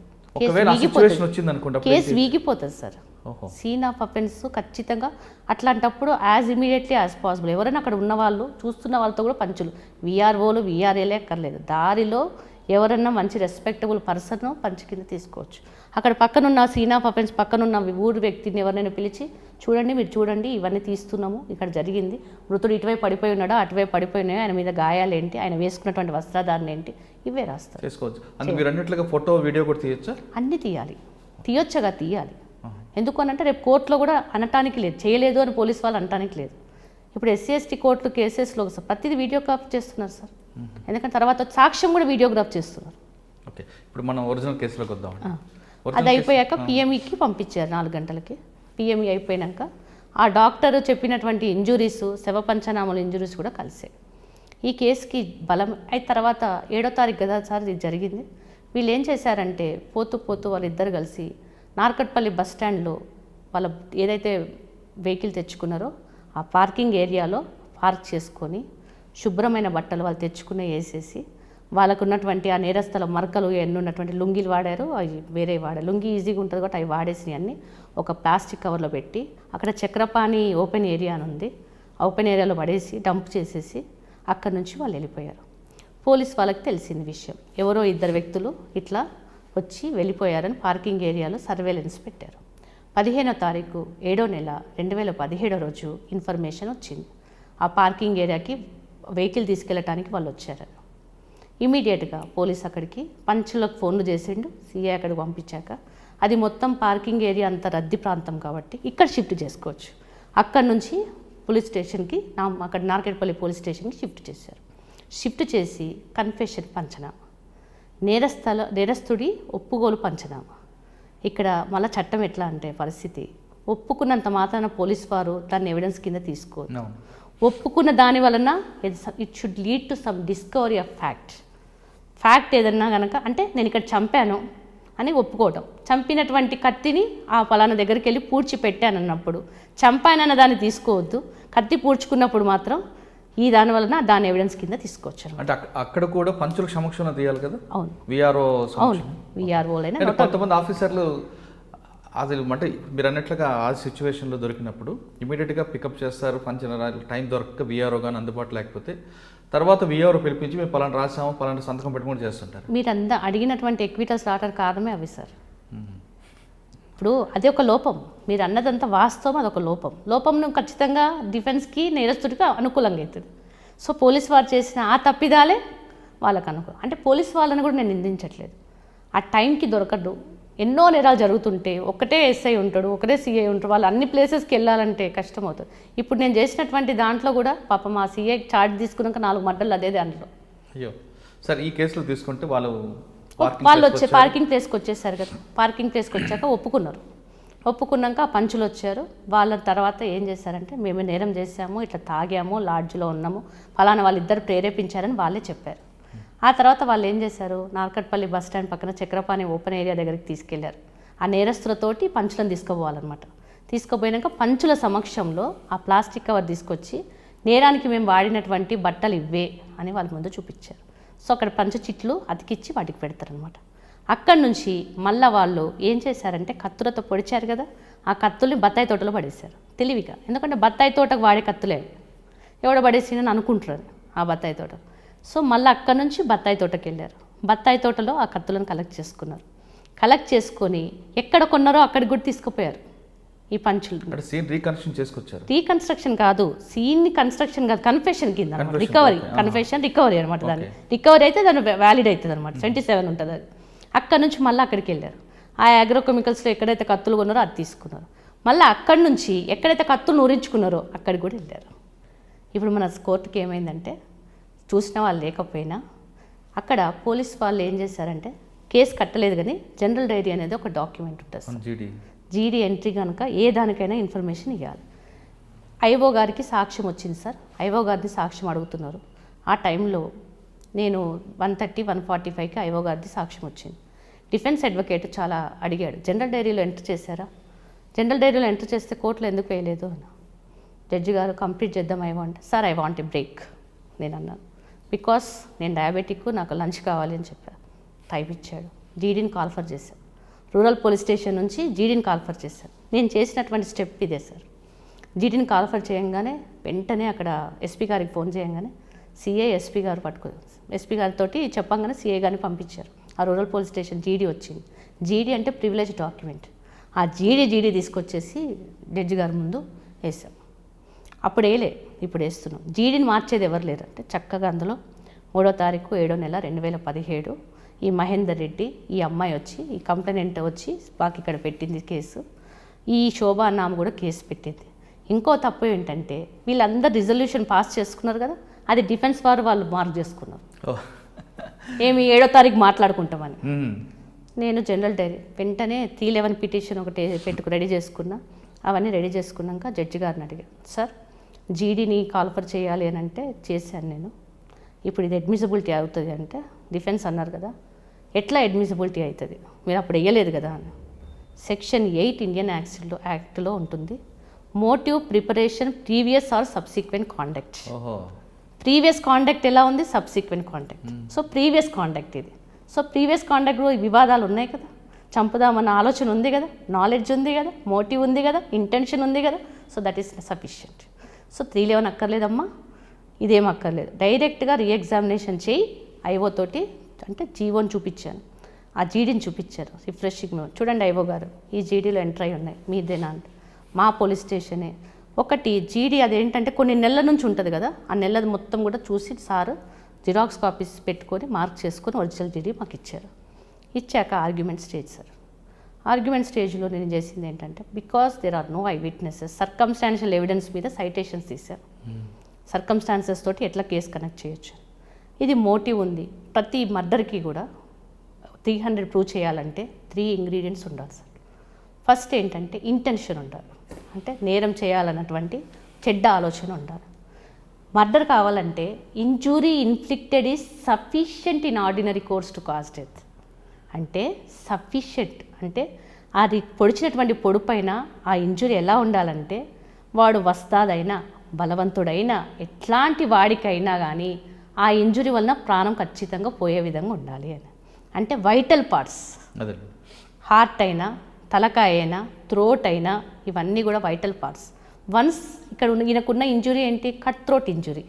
వన్స్ మొండెం సపరేట్ అయిందంటే ఇంకో కనెక్షన్ పోతుంది. సో ఇంటెన్షన్ ఉంది, ఇంజురీ చేసింది కూడా సఫిషియంట్ ఉంది. Knowledge imminently dangerous to cause death. అక్కడ నాలెడ్జ్ ఎట్లా, ఒక ఆయన నుంచొని మాట్లాడుతున్న వెనకాల నుంచి ఇంకోటి వేసాడు, నాలెడ్జ్ ఉందా, ఇమ్మినెంట్లీ డేంజరస్గా ఉంది. సో దీనికి మర్డర్కి సరిపోతుంది సార్ అని నేను ఆర్గ్యూ చేశాను. నాలెడ్జ్ ఉంది, ఇంటెన్షన్ ఉంది, injury sufficient, vital organs. Doctor గారికి కూడా 13 ఇంజురీస్ ఆయన చేత చేసినప్పుడు, సార్ ఈ ఇంజురీస్ అన్నీ కూడా 10 ఇంచెస్ ఇంజురీస్ సార్ అని. అవునమ్మా, అన్నీ కూడా డీప్ ఇంజురీస్. ఎస్, ఈ కత్తులు తెప్పించాను, ఈ 2 కత్తుల వలన ఇంజురీ సాధ్యమా అంటే ఈ కత్తులతోటి ఖచ్చితమైన సాధ్యం. ఎందుకంటే అన్నిటికీ దాని షార్ప్నెస్ 10 ఇంచెస్, అక్కడ అయిన ఇంజురీ షార్ప్నెస్ 10. సో సాధ్యమవుతుంది. ఆ ఎవిడెన్స్ అక్కడ రూరల్ పోలీస్ స్టేషన్ ఉన్నటువంటి జనరల్ డైరీ సాక్షులు బాగా చెప్పటము, ఎవరైతే నూరాడో ఆయన వచ్చి చెప్పాడు, ఆయన నూరిన ఈ కత్తులు ఆయన కూడా ఐడెంటిఫై చేశాడు, కొన్న వాళ్ళు ఐడెంటిఫై చేశారు. మిగతా పంచాయతీ ఎల్డర్స్ కూడా నాకు ఫోన్ వచ్చింది, భార్య కూడా చెప్పింది, లాస్ట్ సీన్ నేనే, నాకు ఇలా చెప్పి వెళ్ళాడు. ఆ శోభా నామ కూడా చెప్పింది, నేను వెళ్ళి చూసరికి ఇట్లున్నాయి, వీళ్ళ మధ్యన వివాదాలు ఉన్నాయి. సో ఇవన్నీ ఎవిడెన్స్ తోటి 302 పర్ఫెక్ట్గా ప్రూవ్ అయింది. కామన్ ఇంటెన్షన్ ఒకటి పెట్టారు, దానికి కూడా ఒక ప్లాన్ వీళ్ళు లాడ్జ్లో చేసినటువంటి ప్లాన్ ఉంది. సో దీనికి కనెక్ట్గా ప్రేరేపించిన వీళ్ళకి 4గురికి గాను లైఫ్ ఇంప్రిజ్మెంట్ 302 కింద ఇచ్చారు. అడిగేటప్పుడు జడ్జి గారు నన్ను అడిగారు, అమ్మ లైఫ్ డెత్ ఎందుకు వద్దు అని. డెత్ సెంటెన్స్ ఇస్తే సార్ ఒక్కసారితోటే అయిపోతాడు, పడ్డ కష్టం ఎలా తెలవాలి, మార్పు అన్నది కూడా ఉండాలి కదా, వాళ్ళకు ఉంటేనే తెలుస్తుంది. వాళ్ళందరూ చెప్పారు కదా, నాకు ఫ్యామిలీస్ ఉన్నాయి, చిన్న పిల్లలు ఉన్నారు, నువ్వు చంపినోడికి కూడా చిన్నపిల్లలే ఉన్నారు, కాబట్టి విక్టిమ్ కాంపన్సేషన్ స్కీమ్ అన్నది ఒక 357A ఉంది సార్ కొత్తగా అమెండ్మెంట్ ప్రకారం. అంటే ఆమెకు జరిగినటువంటి నష్టానికి గాను కాంపన్సేషన్. ఈ కేసులో A1 A2కి లైఫ్ పడటమే కాకుండా 5 lakhs ఫైన్ ఇచ్చారు. A3 A4కి 1 lakh ఫైన్, అంటే టోటల్గా 12 లక్షలు. ఈ 12 లక్షల్లో 10 లక్షలు మృతుడి భార్యకు పోయేటట్టు విక్టిమ్ కాంపన్సేషన్ స్కీమ్ కింద 2 పిల్లలకి అవార్డు చేశారు. సూపర్ అండి. కానీ మేడం డిఫెన్స్ వాళ్ళు ఏ స్టాండ్ తీసుకున్నారండి? డిఫెన్స్ వాళ్ళు ఒకటి ఏం స్టాండ్ తీసుకుందాం అనుకున్నారంటే, వాళ్ళ ప్లాన్ ఏంటంటే 10:30కి కదా కేసు అయింది, ఎఫ్ఐఆర్ అయింది, 11 గంటలకే పంచనామా అయింది, 6 కిలోమీటర్ల దూరము, పంచులు ఎట్లా వచ్చారు, ఇవన్నీ ఎట్లా సాధ్యమని. సో నాకు ఈ క్వశ్చన్స్ అర్థమైపోయినాయి. 6 కిలోమీటర్ల దూరంకి వాళ్ళు వచ్చినటువంటి 9 o'clockకి ఇన్ఫర్మేషన్కి సిఐ వెళ్ళటము, పంచును పిలుచుకోవటం నేను కనెక్ట్ చేశానంటే చైన్ రియాక్షన్ ఎక్కడ గ్యాప్ లేకుండా కనెక్ట్ చేశాను. అంటే వాళ్ళు అడిగే క్వశ్చన్స్ ఒక డిఫెన్స్ అడ్వకేట్ ఏం అడుగుతాడో 4 కోట్లలో ఉంటాం కాబట్టి వాళ్ళకి తెలుస్తుంది సార్, వాళ్ళ ఇంటెలిజెన్స్ మనకి అర్థమైపోతాయి, ఏం క్వశ్చన్లు అడగలుగుతారు, ఏం క్వశ్చన్లు అడగాలి కూడా మనం కూడా ఊహించుకోవాలి. ఒక్కటి ఏంటంటే పీపీ ఈ రోలే కాకుండా డిఫెన్స్కి వెళ్ళి కూడా చూడాలి. సో వీళ్ళ నుంచి ఏం క్వశ్చన్స్ వస్తాయి కూడా మనం విట్నెస్కి చెప్పాలి. అంటే మీరు బాడీ కూడా ఉన్న బ్రెయిన్ మాత్రం తిరుగుతుండాలి compulsory sir. Jack of all trades master of none. ఇప్పుడు ఒక డాక్టర్కి మెడిసిన్ ఉంటేనే పర్వాలేదు, ఒక పీపీకి ప్రతి దాంట్లో ఇంట్రెస్ట్ ఉండాలి, సైన్స్ ఉండాలి, మెడిసిన్ ఉండాలి, ఆర్ట్స్లో ఉండాలి, హ్యాండ్ రైటింగ్ ఎక్స్పర్ట్స్లో ఉండాలి. హ్యాండ్ రైటింగ్ కూడా సార్ చాలా ఇదిగా ఉంటుంది. స్కూల్ ఇన్ఫ్లుయెన్స్ ఇవన్నీ ఎట్లుంటాయో పీపీ అంటే అన్నిట్లో ఉండాలి. ప్రతిరోజు ఒక పీపీ ఒక విద్యార్థి అయితేనే కరెక్ట్. పీపీఏ కాదు, అడ్వకేట్ కూడా. లేకపోతే మనము కొత్తగా వచ్చినటువంటి చట్టాలలో మార్పులే కానీ నాకు చదవను నాకు వచ్చు అని అనుకోవద్దు.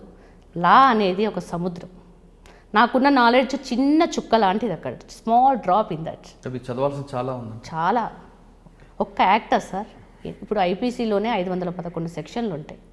ఒకసారి మనం కేసు చేసేటప్పుడు ఆ సెక్షన్ ఏం చెప్తుంది డెఫినేషను, మన కేసు ఆ డెఫినేషన్లోకి వెళ్ళిపోవాలి, మన సాక్ష్యం అందులోకి వెళ్తేనే మనం కరెక్ట్ ఉంటాం.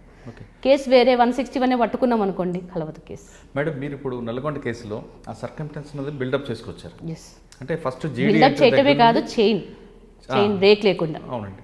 అంటే ఎక్కడ కూడా ఏ పాయింట్ మిస్ అవ్వాలి. జీడీ ఎంటర్ దగ్గర నుండి అన్నీ కూడా 1 by 1 రావడంతో అందులో కన్వర్షన్ వచ్చింది. కానీ ఒక్కొక్కసారి 120B కూడా ఉంటాయండి. దాన్ని ఏ విధంగా మనం అది క్రిమినల్ కాన్స్పిరసీ సార్. ఇప్పుడు 34 ఎట్లనో 120B కూడా అంతే క్రిమినల్ కాన్స్పిరసీ. వాళ్ళ మైండ్కి అక్కడ 120B కూడా అది ప్రూవ్ చేయడం చాలా ఇంపాసిబుల్ అంటారు. అదేం లేదు సార్, 34 కూడా ఇంపాసిబులే. 34 కూడా ఇంపాసిబుల్. 120B కానీ 34 కానీ జరిగింది అనుకోండి, పోలీసులు ఏ విధంగా ఇన్వెస్టిగేషన్ 34 అన్నది స్పెసిఫిక్ అఫెన్స్ కాదు, రెడ్ విత్ అంటాం. రెడ్ విత్ 34 ఐపీసీ ఉంది, రెడ్ విత్. అయితే దాన్ని పోలీసులు సక్సెస్ అవ్వాలంటే ఏం చేస్తే బాగుంటుంది? వాళ్ళ ముందు ఒక ప్లాన్ ఉంది. ఆ ప్లాన్ని మనం what they had hatch that plan.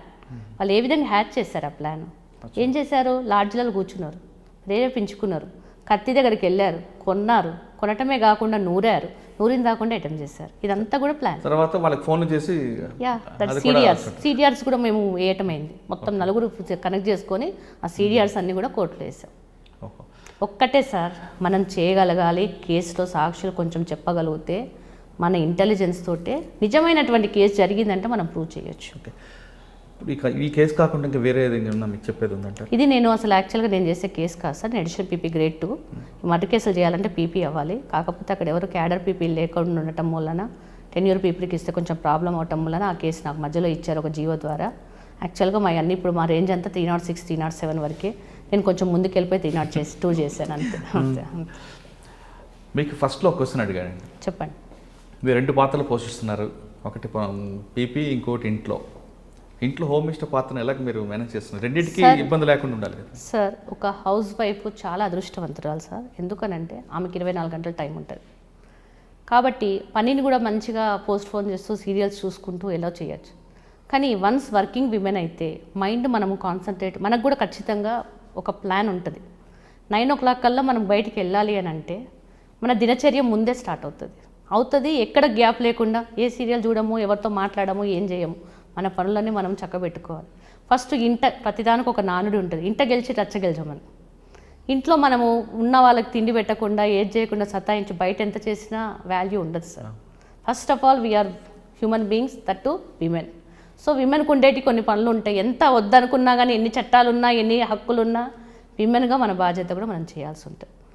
అది నిర్వర్తించినాక కోర్టుకు వెళ్తేనే బాగుంటుంది. అంటే మీకు కోర్టు నల్గొండ, ఒకసారి మీటింగ్ హైదరాబాద్ ఉంటుంది, పిల్లలు, హస్బెండ్ వీళ్ళతో అంటే ఆ రోల్ కరెక్ట్గా చేస్తున్నానని మీరు భావిస్తున్నారా? సార్ 100% హౌస్ వైఫ్ కూడా కొన్నిసార్లు చేయకపోవచ్చు సార్. మనము ఎప్పుడైనా కానీ 70% తీసుకుంటే సరిపోతుంది. 70% మేము చేస్తున్నాం సార్. 70% డిస్టింక్షన్లోనే మేము చేస్తున్నాం. ఇప్పుడు కొన్నిసార్లు ఒక స్టేజ్కి వెళ్ళిపోయినాక ఇంకా అన్ని పట్టించుకునే పరిస్థితిలో ఉండకూడదు సార్. అట్లాంటప్పుడు మనం ఒకసారి రాకూడదు. ఒకటి ఏంటంటే ఒక లేడీ డాక్టర్గా కానీ లాయర్గా కానీ వెళితే బ్యాలెన్సింగ్ చాలా కష్టం sir. We should not enter in to that professions. ఎందుకనంటే అది మనం కోర్టుకి వెళ్ళాక కూడా కొన్ని కేసులు ఇంటి వరకు తీసుకొస్తూనే ఉంటుంది మైండ్. కానీ వన్స్ మనము తీసుకున్నాక యూ హ్యావ్ టు సాటిస్ఫై అంతే. మీరు చేసిన 12 సంవత్సరాల సర్వీస్లో మీకు బాగా గట్టిగా సపోర్ట్ కదా, స్టాండర్డ్స్ ఇచ్చిన డిఫెన్స్ ఎవరున్నారు?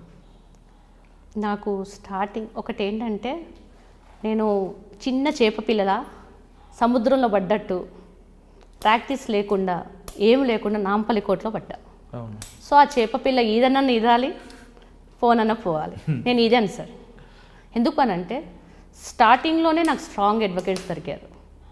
నాంపల్లి కోర్ట్ అంటే చాలా నిజం చెప్పాలి అని అంటే మహామేధావులు ఉంటారు. ఒకసారి నన్ను ఒక అడ్వకేట్ ఫస్ట్ 1 వీక్లో PP is just like a doll and she standing like a doll అని కామెంట్ చేశాడు. బొమ్మలాగా ఉంది, బొమ్మలాగా నుంచుంటుంది అని. ఆ వర్డ్స్ నాకు చాలా ఇన్స్పైర్ అయినాయి. Really he's my God father నా మనసులో ఏకలవ్యుడికి ఎట్లనో అట్లా. ఎందుకనంటే ఆ మాట ఆయన అనకపోతే నా మనసు నేను అంత గట్టిగా తయారవకపోదాన్ని కదా సార్. ఎందుకంటే లెక్చరర్గా ఒక క్లాసు డెఫినేషన్ అవి తెలుస్తాయి మనకు, కానీ ఎక్స్పీరియన్స్ అన్నది ప్రాక్టికల్గా కోర్టులోకి వెళ్తేనే తెలుస్తుంది. సో నేను అక్కడ మంచి జడ్జి కూడా నాకు ఆ టైంలో ఉండటము, 498 కేసెస్ అప్పుడు మంచి హవా ఉన్నటువంటి కోర్ట్ అది. కృష్ణ గారి వాళ్ళది, జమున కూతురు, చిరంజీవి కూతురు, ఇవన్నీ వస్తున్నాయి అంటే మహామేధావు లాయర్లే వస్తారు. సో అందరు నాకు అలాగా స్టార్టింగ్లోనే నాకు అయింది సార్. సో నేను కష్టపడ్డాను, హెల్త్ ప్రాబ్లం వచ్చింది, ఇబ్బందులు పడ్డా, కానీ బయటకు వచ్చాను సార్. నెక్స్ట్ మేడం, ఇప్పుడు మిగతా ప్రొఫెషన్లో కనిపిస్తున్నట్లుగా మహిళల పట్ల కొంత చిన్న చూపు, కొంత అప్పర్ హ్యాండ్ అవ్వడానికి కొంత ప్రయత్నిస్తుంటారండి. మీ ప్రొఫెషన్లో కూడా ఆ విధంగా మీరేమి ఎదుర్కొన్నారు? ఎక్కువగా ఉంటుంది. అవునా? ఎక్కువగా ఉంటుంది. ఎందుకు అని అంటే ఒక తెలివైన ఆడపిల్లని తండ్రి ఒకటే భరిస్తాడు సార్. నా కూతురు తెలివైందని తండ్రి ఒకటే భరిస్తాడు, భర్త నుంచి స్టార్ట్ అయితే. ఎందుకంటే తనకంటే తన భార్య తెలియగలదేనంటే ఎవరైనా చెప్పినా ఈగో హర్ట్ అవుతుంటుంది. జనరల్గా మా పక్కన ఉన్నటువంటి కొలీగ్స్ అంటే ఒకటి ఏంటంటే, ఇప్పుడు మేమున్న బ్యాచ్లో మేము ఫేస్ చేయలేదు, కాకపోతే జనరల్గా ఆ టెండెన్సీ ఉంది. మా బ్యాచ్ ఒకటి ఏంటంటే 10 సంవత్సరాల తర్వాత 98 తర్వాత 2008 వచ్చింది. 10 సంవత్సరాలు అన్ని రకాల ఇబ్బందులు పడి వచ్చిన వాళ్ళు కాబట్టి ప్రతి దాన్ని కూడా ఆలోచన కొంచెం మెచ్యూర్గానే ఉన్నారు కాబట్టి నేను ఎక్కువ ఫేస్ చేయలే. కానీ అడ్వకేట్లకు అయితే ఉంటుంది సార్. అడ్వకేట్లకు చాలా ఉంటుంది. ఎందుకనంటే లేడీ పీపీ అనగానే వీళ్ళకి సబ్జెక్ట్ రాదు, వీళ్ళు ఇంట్లో ఉండేటోళ్ళు, వీళ్ళకేమని. అందుకని ప్రతి నిమిషం మేమే జాగ్రత్తగా ఉండాలి. వాళ్ళు అన్నారు కదా అని వెనక్కిపోవటం కాదు, వాళ్ళకంటే మేము ఏం తక్కువ అని చూపించాల్సి ఉంటుంది. ఒక పీపీ అలాగే నుంచుంటారు జడ్జి గారు, ఇటు పక్క నుంచి 10 మంది అడ్వకేట్లు మారుతుంటారు. సో 10 మంది అడ్వకేట్లకు మనం ధీటుగా ఉండాలంటేనే అక్కడ ఉంచోవాలి, లేకపోతే ఆ ప్రొఫెషన్కి రాకూడదు. ఓకే బట్ ఫైనల్ క్వశ్చన్, మీరు దాదాపు 12 సంవత్సరాల కన్వర్షన్ రేట్ తీసుకొచ్చారు, మంచి కేసులు తీసుకొచ్చారు. ఇప్పుడు మీలాగే మహిళలు అందరూ ప్రొఫెషనల్గా రావాలి, ఆ ప్రొఫెషన్లో రావాలనుకున్న మహిళలకి మీరు ఇచ్చే మెసేజ్ ఏంటి? సార్, ఏది కూడా కృషితో నాస్తి దుర్భిక్షం. ఏ అచీవ్మెంట్ కూడా కష్టపడింది రాదు. ఈజీ గోయింగ్ ఏది కూడా మనము తీసుకోదు ప్రొఫెషన్కి. ఈజీ గోయింగ్ ఉంటే కష్టం. ఒక్కసారి కనుక మనం ఇక్కడ పీపీ కావాలంటే ప్రతిరోజు హార్డ్ వర్క్ చేయాలి. ప్రతి సబ్జెక్ట్ లాని చాలా ఆడుతూ పాడుతూ చదువుతారు. ఏది కాకపోతే ఒకటి ఏంటంటే ఉస్మానియా యూనివర్సిటీలో ఒక హాస్టల్ రూమ్ ఉండాలి కాబట్టి లా చదువుతారు. అలా చదవద్దు సార్. నిజంగా ప్రొఫెషన్ రావాలంటే ప్రతి చట్టం ఏం చెప్తుంది, పాయింట్ టు పాయింట్, కామా ఎక్కడుంది, ఫుల్ స్టాప్ ఎప్పుంది, ఇఫ్ అంటే ఏంటి, చాలా క్యారీస్ ఉంటుంది. ఇక్కడ మే ప్రెజ్యూమ్ అని వస్తుంది, షెల్ అని ఉంటుంది, ఎన్నో ఉంటాయి. అవన్నీ కూడా మనము అర్థం చేసుకునేటట్టు చదువుకొని టర్మినాలజీలో అర్థం చేసుకునేటట్టు ఉండి ముందు మనం అర్థం చేసుకోవాలి. అర్థం చేసుకొని అన్ని విధాలుగా మనం అక్కడికి రీచ్ అవ్వగలిగితేనే ఆ ప్రొఫెషన్ ఎన్నుకోవాలి. లేకపోతే నవ్వుల పాలవుతాము. కష్టపడి మాత్రమే ఈ ప్రొఫెషన్లో వస్తేనే బాగుపడతారు సార్. నా ఉద్దేశం అయితే అది. ఒకవేళ కనుక ఎవరైనా కనుక మహిళలు ఇందులో ఎన్నుకోవాలని అనుకుంటే సీరియస్గా తీసుకోవాలి. ప్రతి నిమిషం కూడా, ప్రతిరోజు కూడా ఇంకా మనకు పేపర్లు, సీరియళ్ళు, సినిమాలు కాదు, మనం దీంట్లోనే ఎంజాయ్ చేయాలి సార్. ఈ ప్రొఫెషన్నే ఎంజాయ్ చేయగలిగితేనే మనం ఇందులో ఉండగలుగుతాం.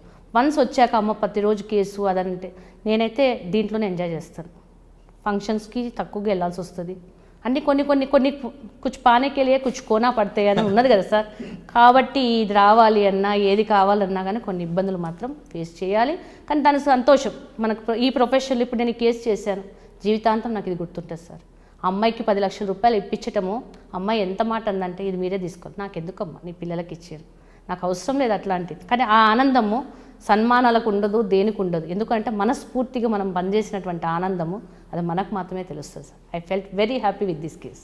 ఎందుకంటే కష్టపడి తెలియని 302 ప్రాక్టీస్ కూడా నాకు పెద్దగా లేదు, ఉన్నదాన్ని బిల్డప్ చేసుకొని నేను అది చేశానన్న దాంతో తృప్తి మాత్రం బాగుంది సార్. కాబట్టి మహిళలు మాత్రం మస్తు కష్టపడితేనే ఇందులోకి రావాలి. అలా ఇలా రావటానికి వస్తే మాత్రం అందరి ముందు నవ్వుపాలవుతాం, అది మాత్రం గ్యారెంటీ. ఎందుకంటే అడ్వకేట్స్ చాలా మేధావులు ఉంటారు, సతాయించేటోళ్ళు క్రిమినల్లో చాలా ఉంటారు. ఒక్కసారి పీపీ వీక్ ఉందంటే వాళ్ళ క్వశ్చన్లే వేరే ఉంటాయి. ఎందుకనంటే మనం ముందు ఊహించాలి వాళ్ళు ఏం క్వశ్చన్ అడుగుతారో. మన సాక్షిని మనం చెప్పించడమే కాదు, వాళ్ళు అడిగే క్వశ్చన్లకి నువ్వు ఎలా చెప్పాలి, ఎందుకంటే వాళ్ళకి చట్టం తెలియదు కదా. వాళ్ళకి నేర్పించాలి అని అంటే అడ్వకేట్ అంత తెలివితేటలు మనకు ఉండాలి, కొంచెం ఎక్కువ ఉంటేనే బెటర్. ఓకే, లా అన్నది సబ్జెక్టు సముద్రం లాంటిది. లా చేసే స్టూడెంట్స్ నిత్య విద్యార్థి అయితేనే ఈ ఫీల్డ్లో రాణిస్తారంటున్నారు శ్రీవాణి గారు. శ్రీవాణి గారు 2 పాత్రల్ని సరిసమానంగా పోషిస్తూనే చాలా మంచి మాట చెప్పారు. ఈ ప్రొఫెషన్ని ప్యాషన్గా తీసుకున్న వాళ్ళకి కొన్ని త్యాగాలు చేయాల్సిందే అంటున్నారు. అంటే కుటుంబం భారంతో పాటు కుటుంబం ఏ విధంగా చేస్తున్నారో ఒక మహిళగా చేస్తూనే కొన్ని విషయాల్ని దూరం చేయాలి, ఖచ్చితంగా ప్యాషన్గా రండి. ఇక్కడికి వచ్చిన తర్వాత ఒక బాధితురాలికి న్యాయం చేస్తే వాళ్ళు ఇచ్చే కాంప్లిమెంట్ ఏ సన్మానంతో కూడా సరిపోల్చలేమని చెప్తున్నారు. ఇది ఈ వారం శ్రీవాణి గారితో ఎక్స్క్లూజివ్ ఇంటర్వ్యూ. వచ్చే వారం మరొక ఇష్టం మళ్ళీ కలుద్దాం. అంతవరకు నమస్కారం. నమస్కారం sir. Hello, this is Renu Desai. Please subscribe to iDream. Subscribe iDream. Please subscribe iDream. Please subscribe to iDream. For more videos, subscribe iDream. Hi, this is Revati Chaudhary. For more videos, please subscribe iDream. For more videos, please subscribe iDream. మీరందరూ కూడా iDream ఛానల్ని subscribe చేయాలని కోరుకుంటున్నాను. I'm Sucharita, Home Minister of Andhra Pradesh. For more videos, subscribe iDreams.